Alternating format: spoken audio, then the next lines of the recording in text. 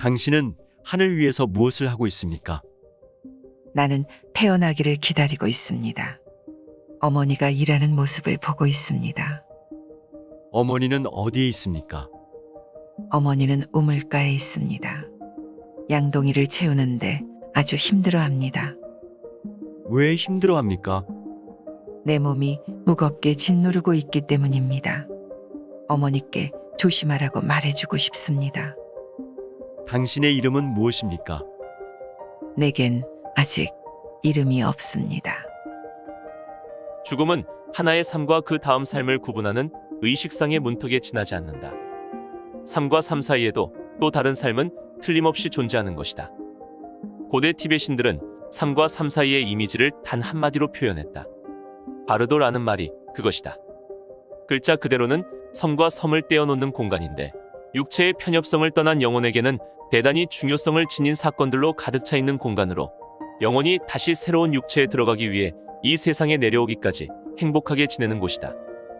다윈은 자연계에서 신을 매장시켜버렸고 프로이트는 인간의 신성함을 구순기의 욕구로 격화시켜버렸다. 그리고 행동주의 심리학자들은 의식의 존재를 부정하기까지에 이르렀다.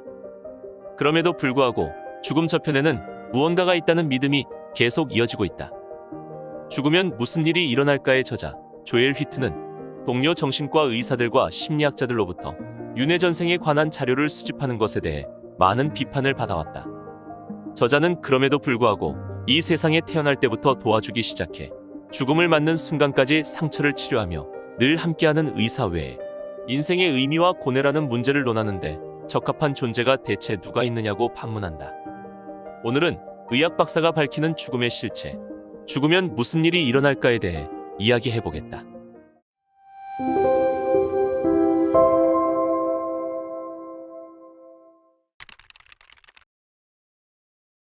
우리는 어디에서 왔을까?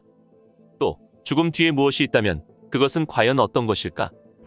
이 두 가지 문제는 인생의 커다란 수수께끼로서 아주 먼 옛날부터 모든 종교 철학을 비롯하여 이 핵심적인 문제와 씨름해왔다. 확고한 증거는 별로 없지만 예나 지금이나 인간은 대체로 생명이 영원하다는 것을 믿으려는 경향이 강하다. 임사체험을 연구하는 의사들에 따르면 죽음의 경계를 목격한 사람들은 우연히 이 세상과는 전혀 다른 또 하나의 존재 영역을 보았다고 한다. 그들은 죽음에 대한 공포가 분명히 사라졌음을 강조하며 다른 의식의 형태로 더없이 행복하게 머물러 있었음을 말로는 제대로 표현할 수가 없어 늘 안타까워했다. 조엘 휘튼 박사의 최면에 의한 전생 체험을 한 사람들의 증언에 따르면 죽은 다음의 삶은 태어나기 전의 삶과 같고 우리는 누구나 대부분 육체를 지니지 않은 존재로서 또 하나의 다른 세계에서 수없이 살았다고 한다. 무의식 상태에서의 우리는 육신이 없는 존재, 즉 저 세상에 대하여 이 세상의 일만큼이나 잘 알고 있다. 사람이 죽으면 영혼은 육체를 떠나 시간도 공간도 없는 상태로 돌아간다고 그들은 말한다. 거기서 이제 막 끝난 이 세상에서의 생활이 평가되고 자신들의 카르마의 필요에 따라 다음 삶이 계획된다. 예를 들어 어떤 최면 피험자는 이전 삶에서 자신의 행위로 말미암아 누나를 자살하게 만들었는데 그 빚을 갚기 위해 다시 그녀의 동생으로 태어나는 길을 택했다. 전생과 4, 5세기의 체험을 거듭하면서 서서히 질병과 정신적 문제들을 치료한 사람들도 있었다.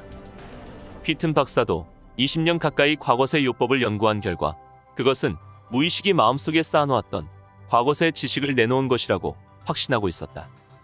최면 피험자는 일단 다른 삶으로 인도되면 다른 인격이 되어 지금의 자기와는 다른 육체를 받아들이는데 이 또 하나의 자아와 자기 자신이 같은 존재임을 스스로 깨닫게 된다고 한다. 그 과정에서 성별과 인종이 바뀌는 것은 아주 흔히 있는 일이다. 휘튼 박사는 이 중간세가 관찰될 수 있을 뿐만 아니라 교육적이고 치료적인 가치가 있고 사람을 개발시키는 잠재적 원천이 될 수도 있음을 밝혀냈다. 장기적인 최면 치료를 받은 30여 명의 환자들은 이 또 다른 세계가 얼마나 놀라운 곳인가를 증언하고 있다. 환생 연구의 세계적인 권위자인 이안 스티븐슨 박사는 많은 사람이 죽은 다음에 자기의 신체를 보고 자신의 장례식까지도 봤다고 보고하고 있다. 또 저 세상에서 흰옷 입은 사람으로부터 영접을 받았으며 다시 태어나기 전에 망각의 열매를 받았다는 사람도 있다. 이 열매를 먹으면 이전 삶에 대한 기억이 사라지며 일부 피험자는 이 유혹에 빠지지 않았기 때문에 과거세에 대한 기억을 여전히 가지고 있다고 밝히기도 했다.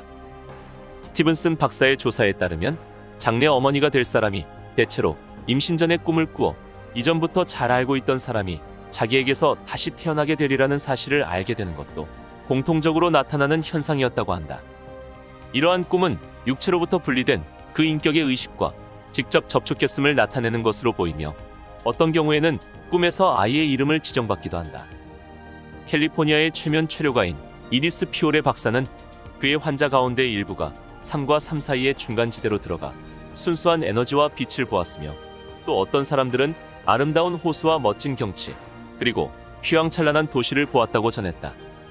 또한 계획자라든가 상담자들과 만나 다음번 환생을 선택하는데 도움을 받았다는 경우도 있다. 어떤 사람은 태어나기 전 어머니 머리 위에 떠있는 영혼의 선도되기도 했다. 샌프란시스코의 임상심리학자 헬렌 원바크 박사는 많은 최면 연구 사례를 종합해 대부분의 사람들이 중간세 상태의 빛과 사랑 속에 그대로 남아있고 싶어 하면서도 다시 태어나는 길을 선택했다고 밝혔다. 원바크 박사의 환자들은 3과 3 사이의 중간 장소에는 남녀의 구분이 없고 많은 경우 상담자들이나 권위자 그룹과 상담한 뒤 마지못해 다시 태어나는 데 동의했다고 말하고 있다. 휘튼 박사는 30여 명의 환자를 돌보면서 몇 년에 걸쳐 그들을 이 시간도 공간도 없는 갇힌 빛의 영역으로 인도했다.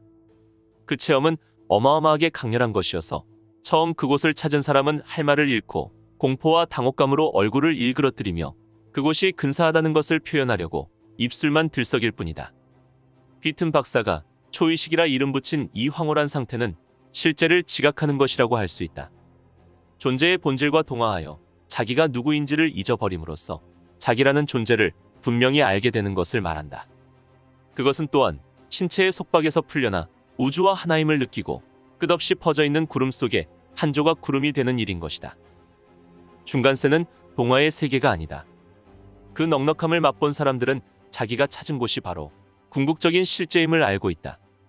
그곳은 계속되는 환생 시도의 출발점이며 육신이 죽으면 돌아가는 의식의 세계인 것이다. 초의식을 통해 그들은 현재의 자기가 왜 이러한 환경에 처해 있는가를 알게 된다.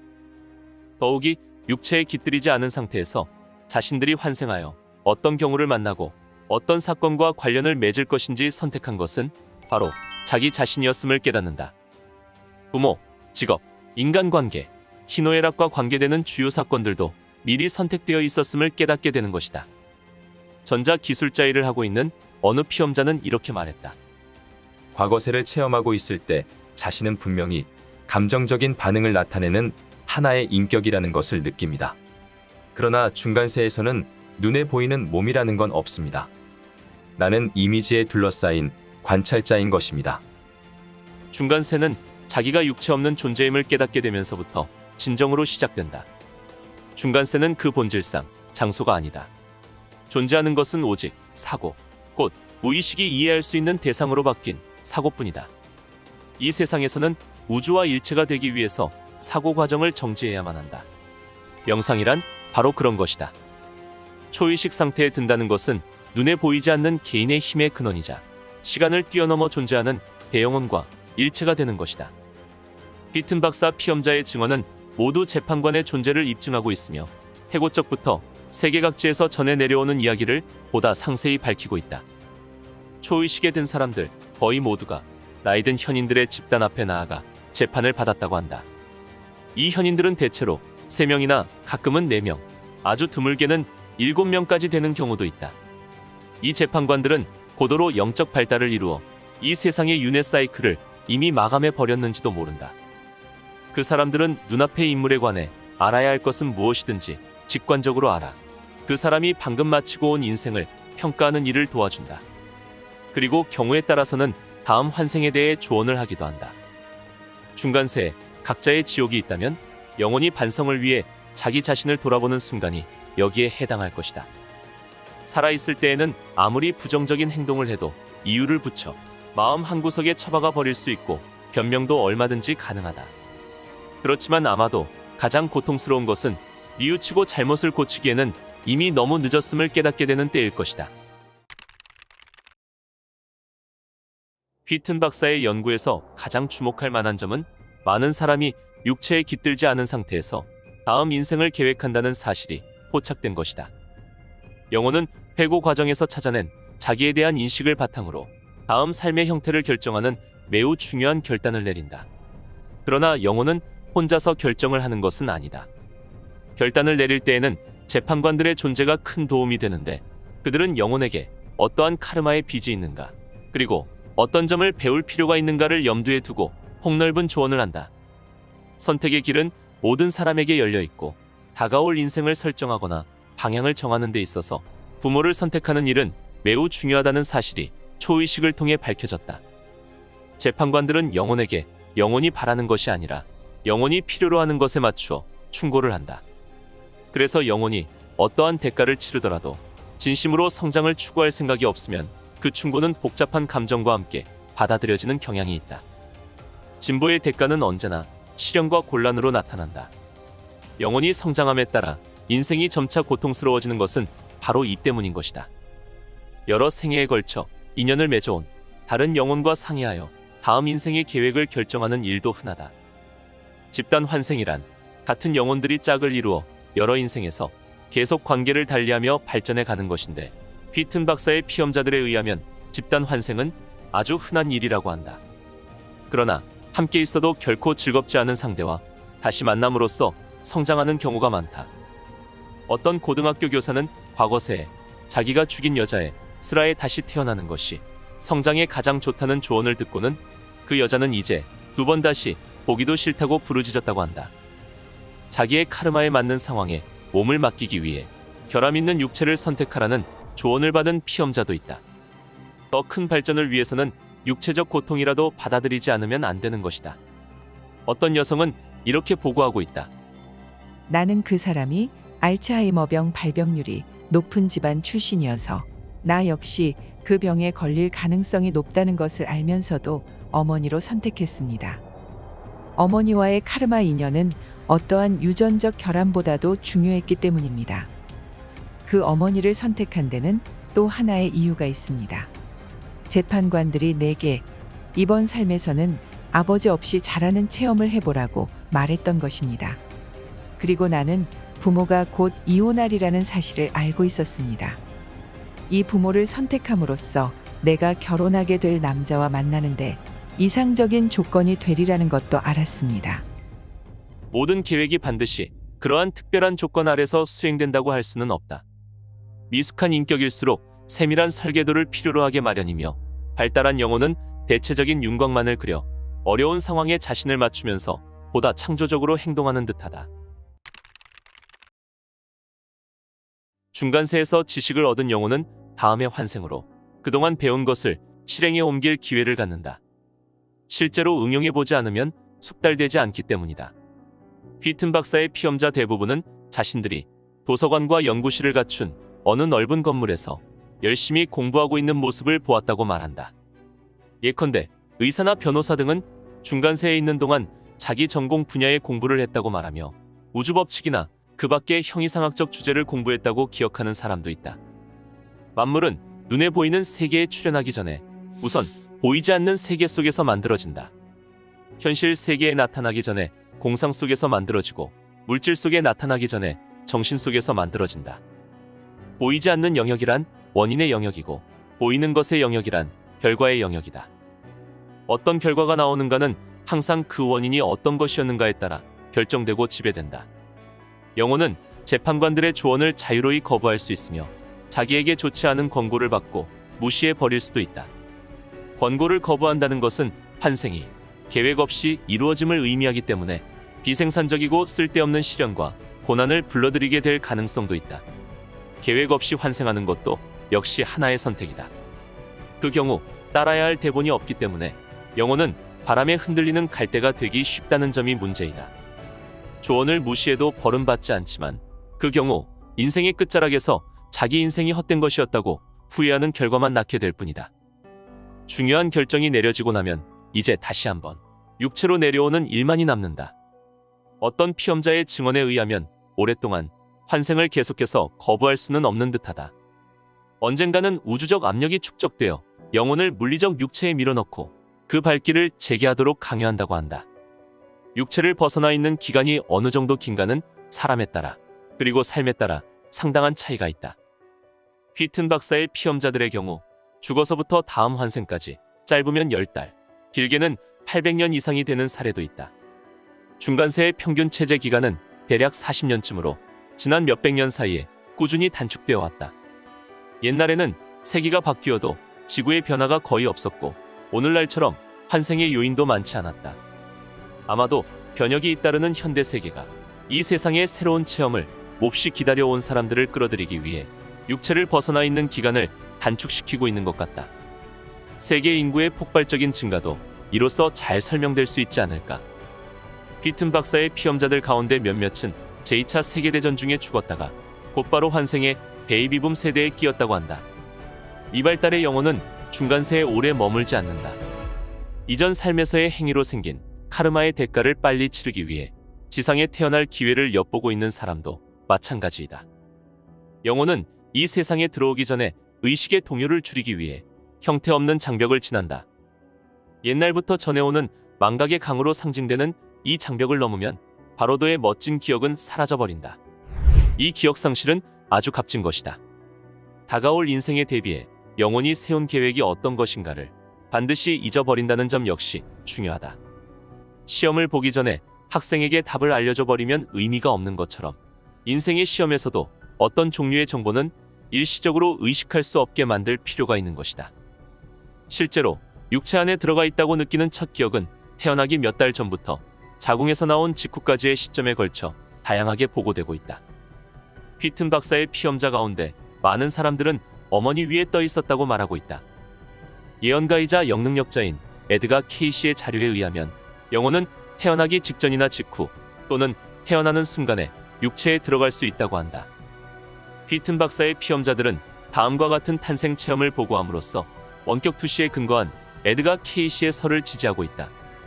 인간의 몸으로 4, 5세계를 다녀올 수 있는 특권을 얻은 극히 일부 사람들이 받은 메시지는 한 가지 근본적인 점에 대해서는 모두 한결같이 준엄한 것이었다. 자신이 어떤 인간이고 어떤 환경에 있는가 하는 것은 모두 자기 책임이며 그것을 선택한 사람은 바로 자기 자신이라는 것이다.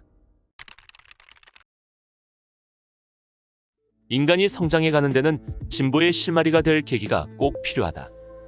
계기가 없으면 배움도 없을 것이고 삶에서 삶으로 여행하는 도중에 생기는 무수한 경험을 통해 영혼을 전진시켜주는 것도 없어져 버린다. 이 추진력과 기동력은 모두 자기 자신이 만들어낸 것이다.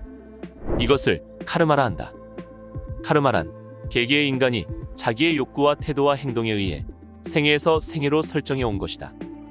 카르마를 받아들이고 나면 인간은 단지 우주 규모의 장기 게임 속에 있는 사소한 말 하나에 지나지 않는다는 생각은 터무니없는 것이 된다. 카르마를 받아들인다는 것은 세계가 이치에 맞는 공정함이 지배하는 무대임을 인정하는 것이기도 하다. 누구에게나 모든 조건이 과거 행위의 직접적인 결과로서 생긴 것이라면 불공평과 불평등, 불우는 있을 수가 없다. 석가모니도 자신의 과거를 알고 싶으면 자신의 현재 삶을 보시오. 자신의 미래를 알고 싶으면 자신의 현재를 보시오라고 말했다. 옛날부터 얘기되고 있듯이 카르마란 끊임없이 환생을 계속해 다음 삶의 생활 형태와 환경을 결정하는 인과응보의 체계이다. 옛사람들은 눈에는 눈의 원리로 카르마에서 해방될 수 있다고 가르쳤다. 그러나 휘튼 박사의 피험자들은 인생을 그런 식으로 해석할 필요는 없다고 말한다. 바르도를 방문한 사람들은 카르마가 본질적으로는 배우는 일임을 강조하고 있는 것이다. 카르마는 영혼을 발달시킬 가능성을 가진 모든 것에 작용하는 원칙이다. 배움은 꼭 필요하지만 어떻게 배우는가는 그다지 문제가 되지 않는다. 물론 그 과정에서 기본이 되는 것은 봉사이다. 남을 돕는 것은 자기 자신을 위해서라는 것이 카르마 법칙의 첫째 원칙인 것이다. 예수 그리스도도 서로 사랑하라고 말했다. 쌓아온 카르마를 줄이기 위해서는 어떤 방법이 가장 손쉬울까를 찾는 사람에게 이 이상의 조언은 없을 것이다.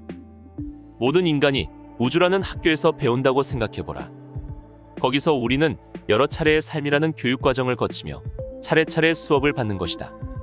사람은 그가 행하는 대로 만들어지고 운명도 그가 원하는 대로 정해진다. 영혼은 중간세 상태에서 여러 차례의 삶을 통해 자신이 이루어 놓은 것을 되돌아보고 다음 삶에서 어떤 행위를 매듭짓고 속죄할 것인가를 선택한다. 피험자들은 중간세 상태로 안내되었을 때 카르마란 자기 성품을 고양시키기 위한 수단으로서 자기 자신이 만들어낸 것이라고 말하고 있다. 그들은 트랜스 상태에서 불완전함을 제거해 더욱 성장을 진행시키기 위해서는 일정한 체험을 거치지 않으면 안 된다는 것을 거듭 역설하고 있다. 이 체험이 어떻게 이루어졌는가에 따라 진보의 정도가 결정되고, 만약 학습이 완료되지 않았다면 같은 상황을 다시 반복하지 않으면 안 된다. 우주라는 학교에서는 훈련에 의해서만 완전해질 수 있다. 인격을 높이는 것 외에 기능과 재능을 향상시키는 것도 카르마적인 성장 안에 포함된다. 휘튼 박사는 피험자가 여러 생애를 거치는 가운데 어리고 자기중심적인 인격에서 청년기의 인격으로, 그리고 마침내는 원숙한 인격으로 이어지는 긴 여정을 가고 있음을 알게 되었다. 진보는 언제나 의지의 힘에 따라 결정된다. 또 어떻게 해서 재능이 인생에서 인생으로 이어지는가도 알게 되었다. 이번 삶에서의 비범한 재능은 근원을 더듬어가 보면 지금까지의 환생에서 노력과 전념을 거듭한 결과였음이 드러나는 것이다. 중간세는 자기가 어떤 존재인지를 밝혀줌으로써 육체를 갖춘 인간을 올바른 관점에 서도록 만들어준다. 초의식은 무엇보다도 인간의 신비스러운 부분과 영적인 측면, 곧 우리의 본질이 죽음 다음에도 여전히 존재한다는 사실을 말해주고 있다.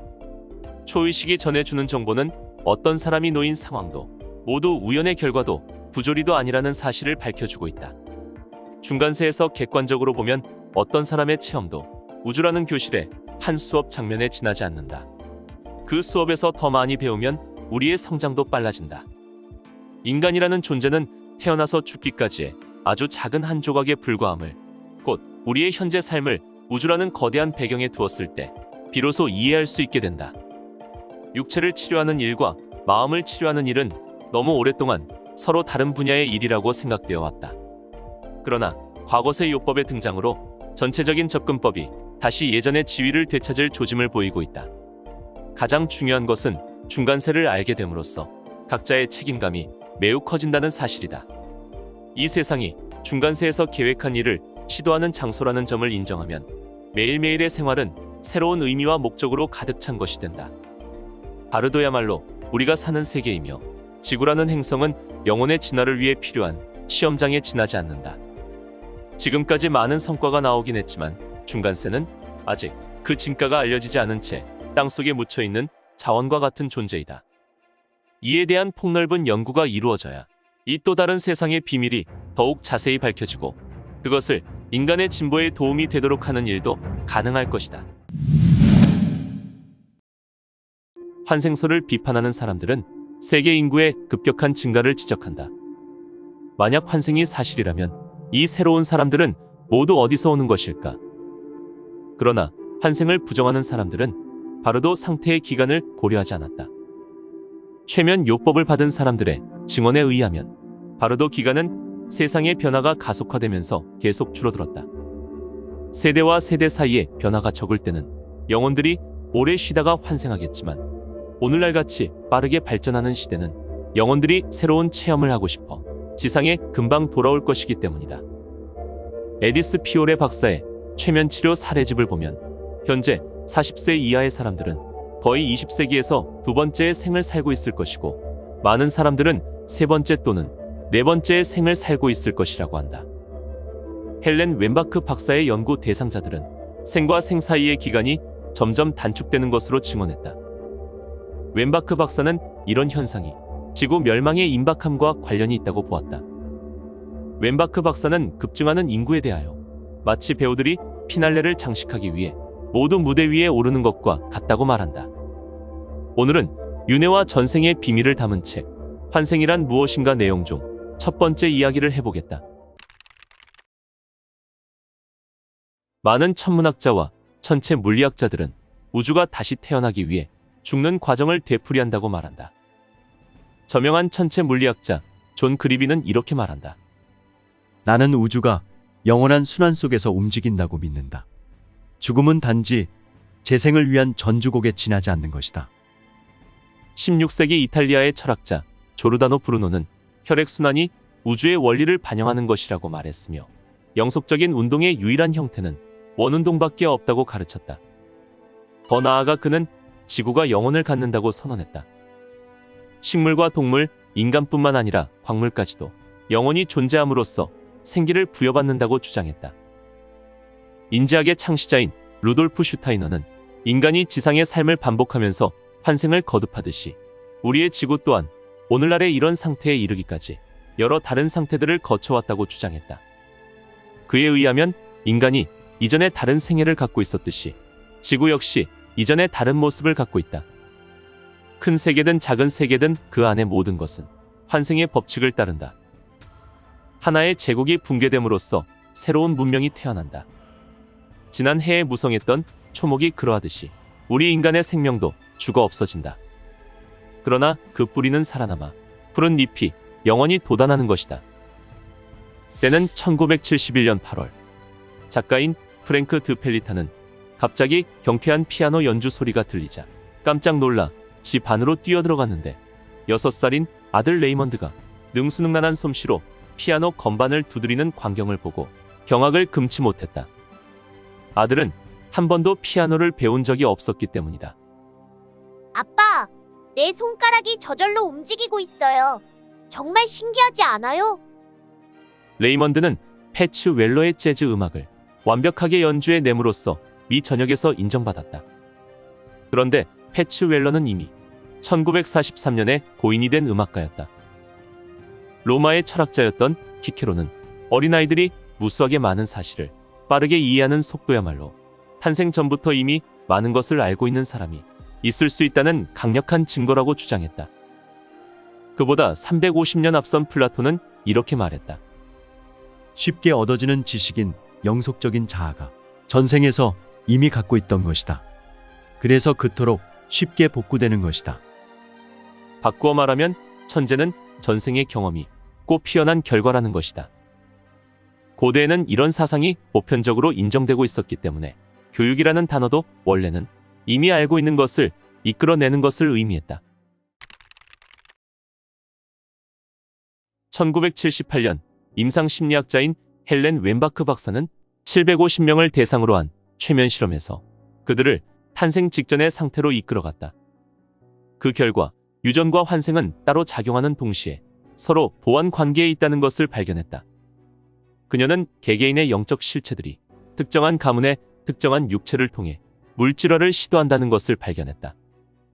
웬바크 박사의 피험자들 중 81%의 사람들이 태어나는 것을 선택했다고 말했는데 그들 중에 대부분은 영적인 조언자와 협의한 후에 마지못해 육체를 택했다고 했다. 87%의 사람들은 전생뿐만 아니라 4, 5세기에서도 현생의 부모와 연인, 친척, 친구들을 이미 알고 있었던 것으로 보고되었다. 우리는 똑같은 영혼들과 함께 무리지어 이 세상에 돌아오는데 그들과 더불어 사랑뿐만 아니라 두려움과 증오에 이르기까지 다양한 관계를 나눈다는 것이다. 이러한 진술은 필연적으로 다음과 같은 결론에 도달한다. 즉, 인간은 개인적인 경험들을 통해 변화무쌍한 삶의 모든 양상들을 깨달아야 한다는 것이다. 죽음학의 권위자이자 정신과 의사인 엘리자베스 퀴블러 로스 박사의 연구 결과는 진화가 이루어지기 위해서는 거듭해서 이 지상으로 돌아올 필요성이 있음을 역설하고 있다. 그녀에 의하면 육체화된 삶의 목적은 배우고 성장하면서 인류의 진화에 동참하는 것이다. 그리고 이러한 우리의 운명을 충족시키기 위해서는 일련의 교육과정을 거치고 시험을 통과해야 한다. 우리는 죽음을 육체적 차원으로부터 졸업하는 것으로 여길 수도 있지만 이것은 모든 교육과정과 시험을 통과한 후에야 가능하다. 심리학 교수이자 영적 스승인 리처드 엘퍼트 박사는 적절한 삶을 선택함에 있어서 잠재의식이 안내자의 역할을 한다고 보았다. 그는 이렇게 말한다.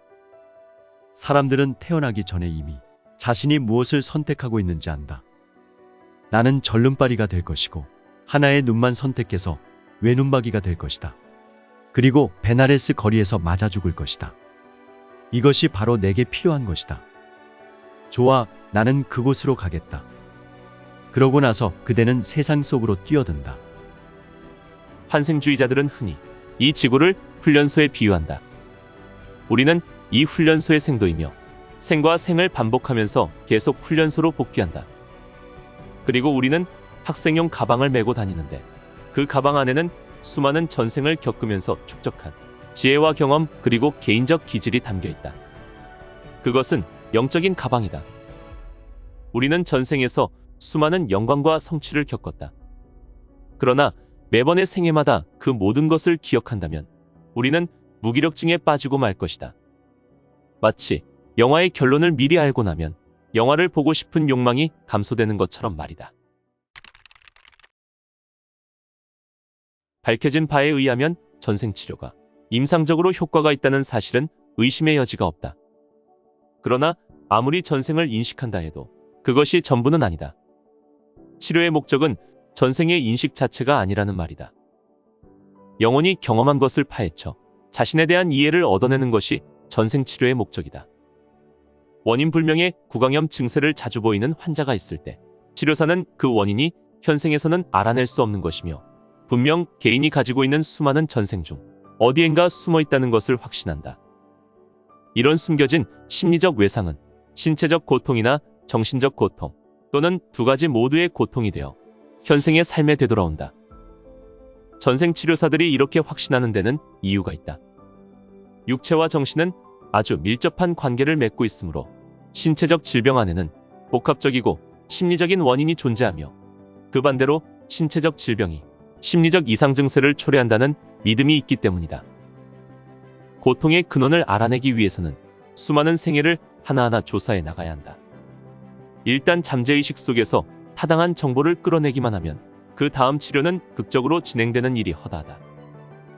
이러한 치료가 어떤 효과를 나타내는지 자신있게 말할 수 있는 사람은 아무도 없다. 그러나 영혼 속에 오랫동안 갇혀있던 부정적 기억을 대면하고 적극적으로 수용하는 과정 자체가 마치 해방의 효과를 거두는 것처럼 보인다. 최면요법의 전문가인 에디스 피올의 박사는 이렇게 말했다.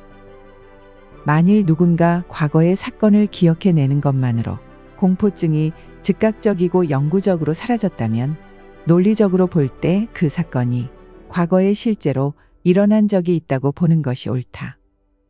로스앤젤레스 지역의 전생 연구가들 사이에 선구자격인 모리스 네너톤 박사는 이렇게 말한다.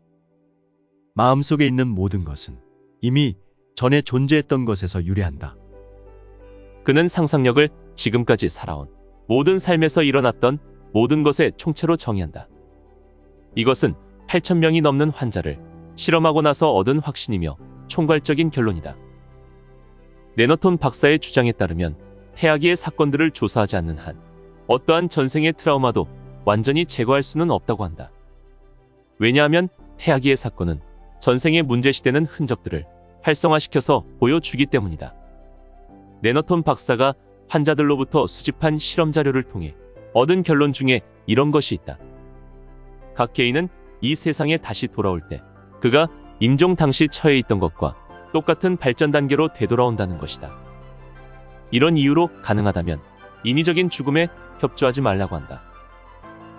영국의 정신과 의사인 아더 구어담 박사는 분명한 증거를 갖고 있는 환생을 믿지 않는 사람은 정신적으로 결함이 있는 것이다라고 단호하게 말한다.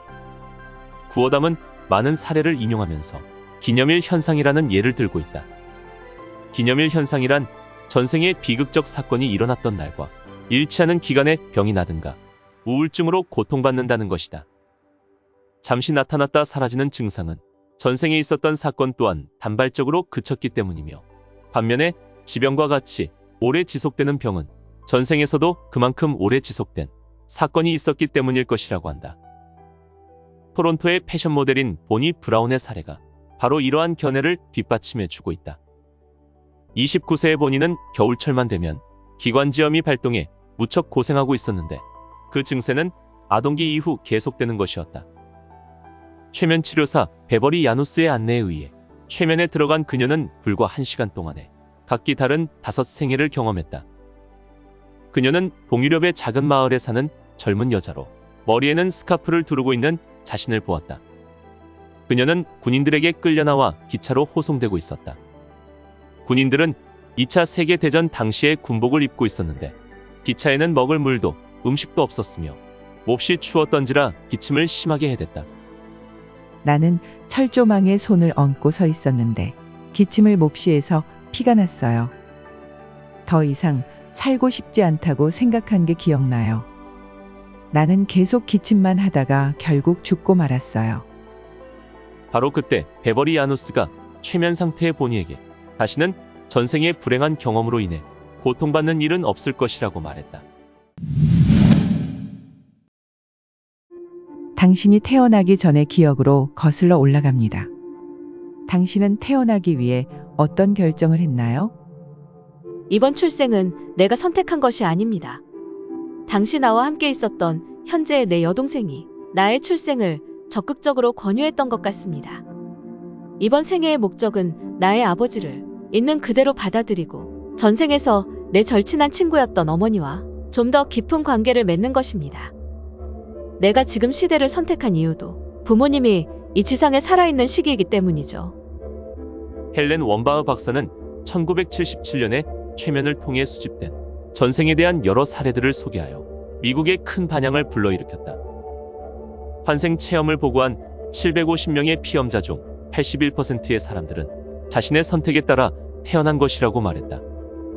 하지만 원바흐 박사는 얼마 지나지 않아서 자신이 질문을 잘못 던졌다는 사실을 깨달았다. 물론 대다수의 사람들이 자신의 선택에 따라 환생한 것은 사실이었다. 하지만 그러한 결정은 조언자들과의 상의를 거쳐 마지못해 내린 결정이었던 것이다.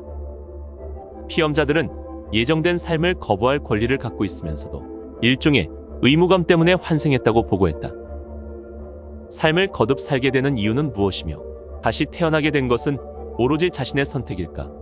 아니면 어쩔 수 없는 운명의 힘일까? 오늘은 최면을 통해서 전생을 기억하게 된 피험자들의 이례적인 사례를 담은 책, 3 이전의 삶에 대해 이야기해보겠다. 원바흐 박사의 전체 피험자 중 28%의 사람들이 이 세상에 다시 산다는 것에 열의를 느꼈으며 신중하게 계획을 세워서 이번 생애를 준비했다고 말했다. 이 세상에 태어나는 것은 물론 내가 결정할 문제였지만 내 곁에는 내 결정을 돕는 이들이 있었습니다. 나는 여러 태아들 중에서 하나를 선택할 수 있었죠. 선택은 자연스럽게 이루어졌습니다.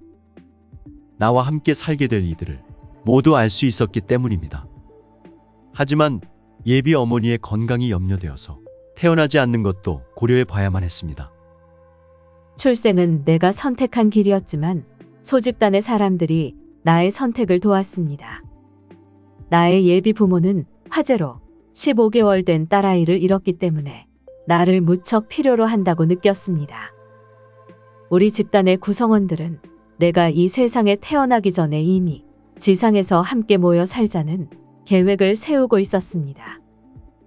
자신의 선택으로 환생한 피험자 중에서 3%가 되는 이들은 자신들의 결정이 조언자들이나 영적 교사들의 충고를 거스르는 일이었다고 밝혔으며 자기 스스로 환생을 선택했다고 하는 이들 중에서 67%의 사람들은 환생에 대해 거부감을 느꼈다고 증언했다. 난 결코 환생을 원하지 않았습니다. 하지만 나의 조언자가 깨달음으로 사람들을 도와주어야 한다며 나를 설득했습니다. 나의 조언자는 하얀 턱수염을 길게 기르고 다니시는 일종의 영적 안내자였죠. 나는 심지어 모태 속에 있는 동안에도 유산되고 싶어 발버둥을 쳤습니다. 여성으로 환생한다는 것은 그리 마음에 들지 않았지만 결정을 번복하지는 않았습니다. 피험자 중 19%의 사람들은 출생을 스스로 선택한 것이 아니라고 대답하거나 그런 선택을 내린 기억이 나지 않는다고 대답했다. 난 출생을 선택하지 않았습니다. 다만 누군가 내가 이 세상으로 돌아갈 때가 됐다고 주장했죠. 나로서는 영계에서 사는 것이 너무 즐거웠기 때문에 환생한다는 것은 정말 내키지 않는 일이었습니다. 하지만 그 존재는 내가 이 세상을 다시 체험할 필요가 있다고 주장했죠. 나는 출생을 선택하지 않았습니다. 어떤 다른 존재가 나를 강제로 출생시킨 것 같다는 생각이 드는데 그 이상은 알 수 없습니다. 그들은 내가 이 세상에 환생하여 다가올 위급한 시대에 남들을 돕고 가르쳐야 한다고 단호하게 주장했습니다. 전체 피험자들 중 81%나 되는 사람들은 자신의 선택에 따라 태어났다고 했으며 19%의 사람들은 자신이 선택하지 않았거나 분명한 답변이 떠오르지 않는다고 보고해왔다. 하지만 환생을 선택하는데 다른 존재의 도움을 받았다는 보고는 양쪽 집단에서 모두 발견되었다. 여기서 특히 흥미로운 점은 그들 중에서 10%나 되는 사람들이 현재 알고 있는 이들로부터 자신들의 출생에 대해 조언을 받았다고 보고하고 있다는 사실이다. 하나님이나 어떤 신적인 존재가 자신들을 출생시켰다고 주장하는 이들은 불과 0.1%에 불과했다. 이러한 현상은 죽음 후의 세계를 주관하는 천상의 신적인 존재가 출생 전의 세계도 다스릴 거라고 추정되는 현 시대에서는 전혀 뜻밖의 결과라고 할 수 있었다. 자신을 지도해주는 영혼들에 대해서도 그들이 우월한 영적 존재라기보다는 피험자들이 태어나기 전에 육체 상태에 있지 않았던 자신들의 동료였다고 많이 얘기해왔다. 51%의 사람들은 놀랍게도 영적 성장을 할 수 있는 엄청난 잠재성을 보고 현대를 선택했다고 말했다. 물론 그들의 답변 내용에는 장차 벌어질 지구 변화에 대한 얘기도 들어있었지만 전체적으로는 현 시대에 긍정적인 면이 강하게 부각되고 있었다. 내가 20세기 말을 선택한 까닭은 현대가 바로 지구 변화가 일어나고 의식 수준이 향상되는 시기이기 때문입니다. 이번 시기를 통하여 정말 수많은 영혼들이 합일의 차원으로 들어가게 됩니다.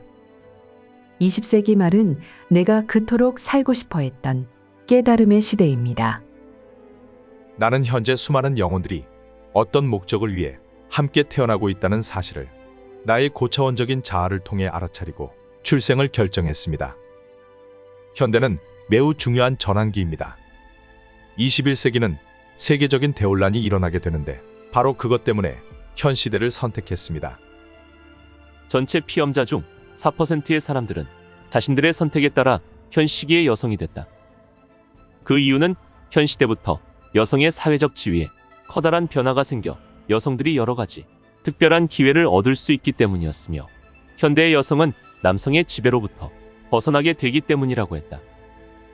높은 열의를 가지고 현 시대를 선택한 피험자들은 자신들이 다른 차원에서 배웠던 지식을 현 지구 차원의 사람들에게 가르칠 수 있다고 보았다. 하지만 전체의 30%에 달하는 이들은 아직도 자신들의 개인적인 업보를 청산하는 데에 신경을 썼다. 이런 이들은 대개 환생에 대해 많은 거부감을 가지고 있었고 이 세상에서 자신들이 해야 할 일들에 대해 아무런 열의도 나타내지 않았다. 전체 피험자 중에서 27%에 달하는 이들은 인생의 목적이 영적으로 성장하고 다른 이들을 가르치는 것이라고 대답했다. 현대는 과학적인 삶에서 영적인 삶으로 전환되는 시기입니다. 나는 이런 시기에 뭔가를 배우고 가르치며 도와주는 삶을 살려고 태어났습니다. 우리는 남을 대접한 대로 대접받게 되어 있다. 받기 위해서뿐만 아니라 주기 위해서도 환생하는 것이다. 대개 우리는 자신이 전생에 저지른 잘못을 교정하려고 자신의 삶과 환경을 스스로 선택한다. 다시 말해서 자신의 현실을 창조하는 사람은 바로 자기 자신인 것이다. 이러한 진실을 깨닫는 순간 우리는 배워야 할 것이 한 가지 더 있다는 사실을 알게 된다. 그것은 바로 우리 모든 존재가 거대한 영적 유기체 속에 포함되어 있으며 높은 차원에서 보면 우리 모두가 빠짐없이 연결되어 있다는 사실이다. 영혼이 태아 속에 들어가는 시기는 언제일까? 당신의 영혼은 언제 태아 속에 들어갔습니까? 라는 질문에 피험자들이 제시한 답변은 무척 흥미로웠다. 전체 피험자 중에 89%가 임신 6개월이 지난 뒤에야 태아 속에 들어갔거나 관련을 맺었다고 대답했다. 더구나 그 시기 이후에도 태아의 몸속을 들락거렸다고 말한 피험자들도 많았다. 그리고 33%는 출산 직전이나 출산 직후에야 태아의 의식과 자신의 의식을 합치시켰거나 그 몸속에서의 체험을 시작했다고 증언했다. 나는 출산 직전에야 태아 속에 들어갔습니다. 나는 어머니가 임신을 일종의 손해로 여기고 있다는 느낌이 들었고 나 자신은 바로 그 점을 불쾌하게 여겨 태아 속에 일찍 들어가지 않았습니다. 나는 어떤 목소리를 듣고 나서야 태아 속에 들어갔습니다. 그것은 내가 이 세상에 태어나도록 조언을 해준 지도령들의 목소리였어요. 그들은 조산이 될 수도 있으니 임신 7개월이 된 후에 태아에 들어가라고 충고해 주었습니다. 피험자들 중 20%는 태아 밖에 머무르다가 출산 직전에야 들어갔다고 보고했다. 이들은 모두 환생에 대해 거부감을 갖고 있었던 것이다. 어머니가 임신한 그 순간부터 태아 속에 머물렀다고 보고한 피험자들도 전체의 11%나 차지했다. 이것은 임신 4개월째부터 태아의 발길질이 시작됐다는 거의 모든 피험자들의 답변 내용과 연결지어 볼 때 무척 흥미로운 사실이라 할 수 있었다. 태아가 그런 생명의 증상을 보이고 있는데도 불구하고 자신이 태아 속에 있었다고 주장하는 이들이 전체의 11%밖에 되지 않는다는 사실은 전혀 의외였던 것이다. 원바흐 박사의 쌍둥이 피험자들은 원래부터 친밀한 사이였기 때문에 이번 생애에서 쌍둥이의 삶을 선택한 것이라고 주장했다. 나의 쌍둥이 자매는 이번 시기에 환생하기를 원했고 나에게 함께 가달라고 부탁했습니다. 나는 그녀와 함께 환생하기로 동의했고 쌍둥이로 태어나는 것을 선택했습니다. 우리는 출생 직전에야 태아 속으로 들어갔는데 자궁 안에서 쌍둥이의 몸을 선택하는 문제를 놓고 심각하게 논쟁을 벌였습니다. 쌍둥이 중 하나는 빨강머리였고 다른 하나는 금발이었기 때문이죠. 이러한 자료들이 믿을 만한 것이라면 복제 인간이 가능하다 하더라도 그것은 영혼들이 육체적 삶을 경험하려고 지구로 들어올 수 있는 기회가 더욱 많아지는 것을 의미하게 될 뿐이다. 입양아 출신의 피험자들 중에서 2명을 제외한 모든 이들은 자신들과 친부모들이 전생에 아무런 관계가 없었고 양부모들이야말로 자신들과 전생에 인연을 맺고 있었다는 사실을 깨달았다고 보고했다. 이들의 경우 양부모 모두와 인연이 있는 사람도 있었지만 대개는 양부모 중 한 사람하고만 인연이 있었다. 어떤 피험자들은 출생 전에 자신들이 양부모들과 어떤 관계를 맺을 수 있을지 미리 알아보고 그들의 친자식이 될 수 없다면 차라리 입양이 되어서라도 가족관계를 가지겠다는 계획을 세우고 태어나기도 했다. 원바흐 박사의 피험자들이 장차 입양될 운명이라는 것을 스스로 알고 있었다면 인간의 운명은 이미 정해져 있는 것일까? 이러한 논리에 따른다면 피험자들이 입양아가 된 배경에는 우연이라든가 사고 같은 것이 전혀 개입되지 않은 것이다. 하지만 어떤 피험자는 양부모와 관련된 아주 흥미로운 체험담을 들려주기도 했다. 나는 내가 받아야 할 유전 정보 때문에 친부모를 선택했습니다. 양부모 역시 내가 선택했는데 나는 출생 전부터 내가 그들에게 입양되리라는 것을 알고 있었죠. 내가 현재의 양부모를 선택한 까닭은 그들이 제공해 줄 수 있는 환경이 내게 필요했기 때문이었습니다. 그래서 난 유전 환경을 제공해 줄 부모와 성장 환경을 제공해 줄 부모를 따로따로 선택했던 것입니다. 피험자들은 모든 역행 최면 중에서도 출생 여행이 가장 많은 깨우침을 주는 체험이었다고 털어놓았다. 그들은 그 체험을 통해 인생의 목적을 깨달았고 그 결과 삶을 제대로 이해할 수 있었으며 타인에 대한 자비심과 사랑을 느끼며 살 수 있었다고 고백했다. 원인을 알 수 없는 정신장애와 질병은 왜 발생할까? 한국의 신경정신과 의사이자 최면요법의 전문가인 김영호 박사에 의하면 이유 없는 질병의 원인은 대부분 전생에 있고 그 전생을 기억하면 치유된다고 한다. 어느 폐소공포증 환자는 동굴 속에 갇힌 채 굶어 죽은 전생을 기억해내었고 그것을 기억해낸 뒤로 증상이 완전히 사라졌다. 김영호와 함께하는 전생여행이라는 책은 원종진이라는 26살 청년의 진료를 진행하면서 관찰한 전생 퇴행의 기록이다. 그는 전생의 기억으로 거슬러 올라가던 중 고차원의 영적 존재들이 들려주는 목소리를 쏟아내기 시작했는데 영적 존재들은 사후세계에 관한 가르침과 충격적인 인류의 미래를 예언했다. 오늘은 국내 최초로 전생 기억 유도에 성공한 신경외과 의사의 충격적인 보고서 김영호와 함께하는 전생여행에 대해 이야기해보겠다. 주위에 보이는 것이 있습니까? 전쟁터입니다. 저는 순례라는 여자이고 23살입니다. 청나라 병사 2명이 날 바라보고 있습니다. 저는 아기를 데리고 있는데 곧 능욕당할 것 같습니다. 긴장을 풀고 그 장면을 떠납니다. 다음에 중요한 사건으로 가보겠습니다. 저는 16살이고 결혼식을 하고 있습니다. 남편은 박칠갑이란 사람인데 17살입니다. 결혼 후 시어머니는 자식을 못 낳는다고 구박을 많이 하셨는데 2년 후에 딸 둘을 차례로 낳았습니다. 한 아이는 전쟁에서 죽었는데 죽은 아이가 제가 전쟁터에서 같이 있던 아이입니다. 그 생애에서 다음에 중요한 사건으로 갑니다. 저는 청나라 병사들에게 겁탈당한 후 결국 집을 나와서 비구니가 되었습니다. 68살에는 심장병에 걸려 암자의 작은 방에 누워 있습니다. 제 옆에는 30대의 비구니가 울고 있는데 그는 현재 저와 같이 근무하는 박정식이라는 사람입니다. 죽음의 순간으로 가보십시오. 밝은 빗줄기가 보입니다. 그 빛을 따라가니 그 생애에서 해야 했던 일들이 떠오릅니다. 나는 더 큰 수행과 깨달음을 가르쳤어야 하는데 제 자신의 좌절로 인해 남을 돕지 못했습니다. 저는 더 상승하지 못했습니다. 그는 두 딸 중 하나가 현생에서 자신의 어머니라고 했고 자신을 겁탈한 2명의 청나라 병사도 같은 직장의 두 동료라고 했다. 아마도 이것은 이들이 청산해야 할 어떤 업이 남아있기 때문일 것이다. 전생 퇴행에서 회상해낸 것들이 환상이나 환각이 아닐까 하는 것에 대해 많은 사람들이 의혹을 제기할 수 있다. 그러나 정신질환자들이 보이는 환각 증상들은 환자의 회복에 도움을 주는 일이 없다. 전생 퇴행을 통해 현재의 문제들의 근원을 알게 된 사람들은 그 증상이나 문제의 극적인 호전을 경험하게 된다. 두 번째 생애는 지구 반대편의 스페인에서였다. 김영우 박사가 퇴행시켰던 환자들은 여러 나라에서의 생애들을 얘기했지만 대부분은 한국인으로서의 생애가 2번 이상 거듭되었다.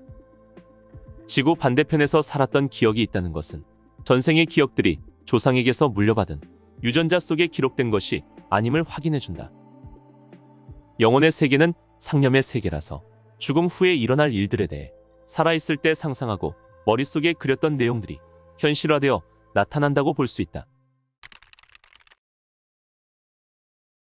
원종진의 7번째 생애는 아프리카가 무대였는데 더 깊은 최면으로 유도하던 중 고차원의 영적 존재를 만나게 된다. 아주 수준 높은 영들이 저에게 얘기하고 있습니다. 그 말을 옮겨보십시오. 모든 생명은 생겨난 것이 아니라 생겨지게 된 것입니다. 즉, 당신을 만든 분이 있다는 것이지요. 우리는 그분의 피조물이지만 동시에 그의 부분입니다. 그러므로 당신은 신이 될 수는 없지만 신의 부분은 될 수 있습니다. 이것이 생명의 본질입니다. 97년에는 더욱더 많은 사람들이 영적인 세계에 관심을 가질 거라고 합니다. 앞으로 우리나라는 어떻게 변해갈지 알 수 있습니까? 기독교의 세력들이 상당히 쇠퇴하고 많은 부분이 소멸할 것입니다. 불교도 마찬가지입니다. 종교적인 부분에 있어서는 새로운 사람들이 나타날 것입니다. 앞으로는 영적인 추구들이 우리의 문화생활을 풍성하게 하는 그런 시대가 될 것입니다. 지금 세상을 시끄럽게 하는 종말론에 대해서 답해 주십시오. 종말은 오지만 그 경향은 다릅니다. 시기도 다릅니다. 새로운 종교의 출현을 기대하는 사람들이 많이 있을 것이지만 진리를 담았으나 익숙하지 않다는 이유 때문에 사람들로부터 배척당할 것입니다. 앞으로는 세계 종교 간의 통합운동이 일어날 것입니다. 전 세계는 한국에게 있어서 정신적 식민지가 될 것입니다. 앞으로 이 나라에서 위대한 정신적 지도자가 나올 것입니다. 그렇다고 해서 다른 나라에서는 나오지 않는다는 것이 아닙니다. 프랑스와 저 멀리 아프리카에서까지 많은 지도자들이 나올 것입니다. 그들이 활동할 때는 2020년에서 2030년 사이가 될 것입니다. 모든 사람이 겸손한 마음을 가져야 합니다. 한국 사람들은 약자에 대해서 오만한 마음을 많이 품어왔습니다. 정신적인 리더가 되려면 겸손함을 배워야 합니다. 북한의 미래는 어떻게 됩니까? 북한은 빨리 망하지 않습니다. 그들은 순차적으로 변화될 것이며 연방제와 비슷한 형태로 합쳐지겠지만 급격한 변화에 의해서 한반도에 있는 사람들이 연합하게 될 것입니다. 원종진은 죽은 후에 가 있던 곳의 생활과 목적들을 상세히 기억하고 있었다. 그는 지나온 삶을 돌아보고 새로운 삶을 계획하는 장소가 있다고 했는데 이곳에서 각자에게 필요한 시간을 보낸 뒤 새로운 삶을 찾아 떠난다고 했다. 각각의 영혼은 자신의 성장에 가장 적합한 부모와 환경을 찾아 새롭게 떠나는데 가난하고 어려운 환경에 태어나는 것도 그 영혼의 성장을 위해 반드시 겪어야 하는 것이다. 미래에 대한 많은 예언들을 했던 에드가 케이시는 자신의 모든 정보가 아카식 레코드에서 나온다고 했다. 여기에는 우주의 모든 정보들이 보관되어 있다고도 말했다. 역사상의 현자들과 예언자들은 어떤 경로를 통해서든 이 정보의 창고에서 영감과 예언들을 이끌어냈을 것이다. 원종진은 8번째 퇴행에서 전생으로 들어가지 않고 아카식 레코드의 방으로 들어갔다. 빙의현상이란 것이 실제로 사람을 아프게 할 수 있습니까? 빙의는 어떤 영들이 그 사람을 괴롭히기보다는 그 사람이 가지고 있는 집착과 애증들이 우주 가운데 있는 그런 기운들을 불러 모으는 것입니다. 하지만 실제로 강력한 영에 의해서 빙의 현상이 일어날 수도 있습니다. 그러나 그런 경우는 아주 드문 일입니다. 다른 우주에도 생명체가 있고 우리는 그곳으로도 태어날 수 있습니까? 그 문제는 아직 얘기할 단계가 아닙니다. UFO는 실제로 존재합니까? 존재합니다. 하지만 지금은 말할 때가 아닙니다. 지구상의 인구가 자꾸 늘어나는 이유는 뭡니까? 새로운 경험들이 많아져야 합니다. 한 영혼이 여러 육신을 통해 많은 경험을 하고 그것을 통해 새로운 각성이 일어나게 될 것입니다. 일정한 수준에 다다르게 되면 인구는 정리가 될 것입니다. 앞으로 새로운 시대가 열리게 되면 인구는 재난과 질병으로 인해 10분의 1 이하로 줄어들게 됩니다. 동물에게도 영혼이 있습니까? 동물들도 영혼이 있지만 사람들의 것과는 차이가 납니다. 동물의 영혼은 맹목적인 작용처럼 보입니다. 고차원의 영혼들은 동물의 영혼과 사람의 영혼의 차이를 얘기해줬다. 신과 교감하는 인간의 영혼은 아무리 수준이 낮아도 동물의 영혼보다는 높다는 것이다. 다음 생에서 개나 돼지가 된다는 것은 개나 돼지와 같은 속성을 가진 인간이 된다는 것이다. 김영호 박사는 윤회에 대한 많은 자료와 가르침들을 자세히 들여다본 후 다음과 같은 결론에 도달했다. 인간이 거듭되는 삶을 통해 계속 퇴보한다면 짐승이 아니라 큰 결점과 고통을 가진 인간으로 태어나 그 업의 법칙에 따라 대가를 치르고 또 앞으로 나아간다는 것이다. 이 점에 대해 고차원의 목소리들도 인간의 영혼은 처음부터 동물의 영혼과는 다르게 창조되었다고 얘기하고 있다. 그들은 동물의 윤회에 대해서는 관심을 가질 필요가 없으며 동물들은 인간과 같은 카르마의 영향을 받지 않는다고 말하고 또 불교에서 말하는 동물로의 환생은 상징과 비유이며 교훈적 목적을 가진다고 설명했다. 전생 퇴행 과정에서 자신이 동물이었던 삶의 모습을 보는 경우가 있다면 그것은 실제 했던 삶이 아니라 상징으로 나타난 가공의 삶이라고도 말해주었다. 그런 경우는 실제 했던 삶과의 차이점을 구별할 수 있을 것이라고 말해주었다. 외국의 많은 전생 퇴행 사례 중에서 동물로의 환생을 보고한 사례는 아직 없었고 김영호 박사 역시 그런 경우는 보지 못했다. 많은 종교의 가르침은 종교라는 그릇 속에서 잘못 해석되거나 독선적으로 받아들여지기도 하지만 그것은 그들의 잘못이 아니다. 사람들이 만든 종교라는 시스템이 불완전한 것이다. 종교는 기본적으로는 깨달음과 선행을 가르치지만 사람들의 창조물이기 때문에 불완전하고 한계가 있는 것이다. 전생 퇴행을 통해 얻게 되는 궁극적인 가르침은 현재의 여러 가지 문제를 이해하도록 하는데 그치지 않고 우리 존재의 근원과 목적에 대해서까지 눈뜨게 한다. 마음속에 사랑과 겸손이 자람에 따라 영혼의 성장을 지속해 나간다면 모든 부정적인 카르마의 영향을 극복하고 우주의 근본 흐름과 원리인 사랑의 진동에 스스로를 맞춰감으로써 우리 모두가 신의 생명을 나누어 받은 귀중한 존재임을 깨닫게 될 것이다. 어린 시절의 체험이 나중에 어른이 되었을 때 영향을 미치듯이 전생의 기억들은 현재의 결정과 선택에 영향을 미친다. 전생 역행은 중요한 심리 치료 기법이다. 몇천 명의 상담자들은 그 과정에서 하나 이상의 전생을 기억해냈다. 그들은 전생 역행을 통해 죄의식에서 해방되고 영혼을 더 깊이 이해하게 되었다.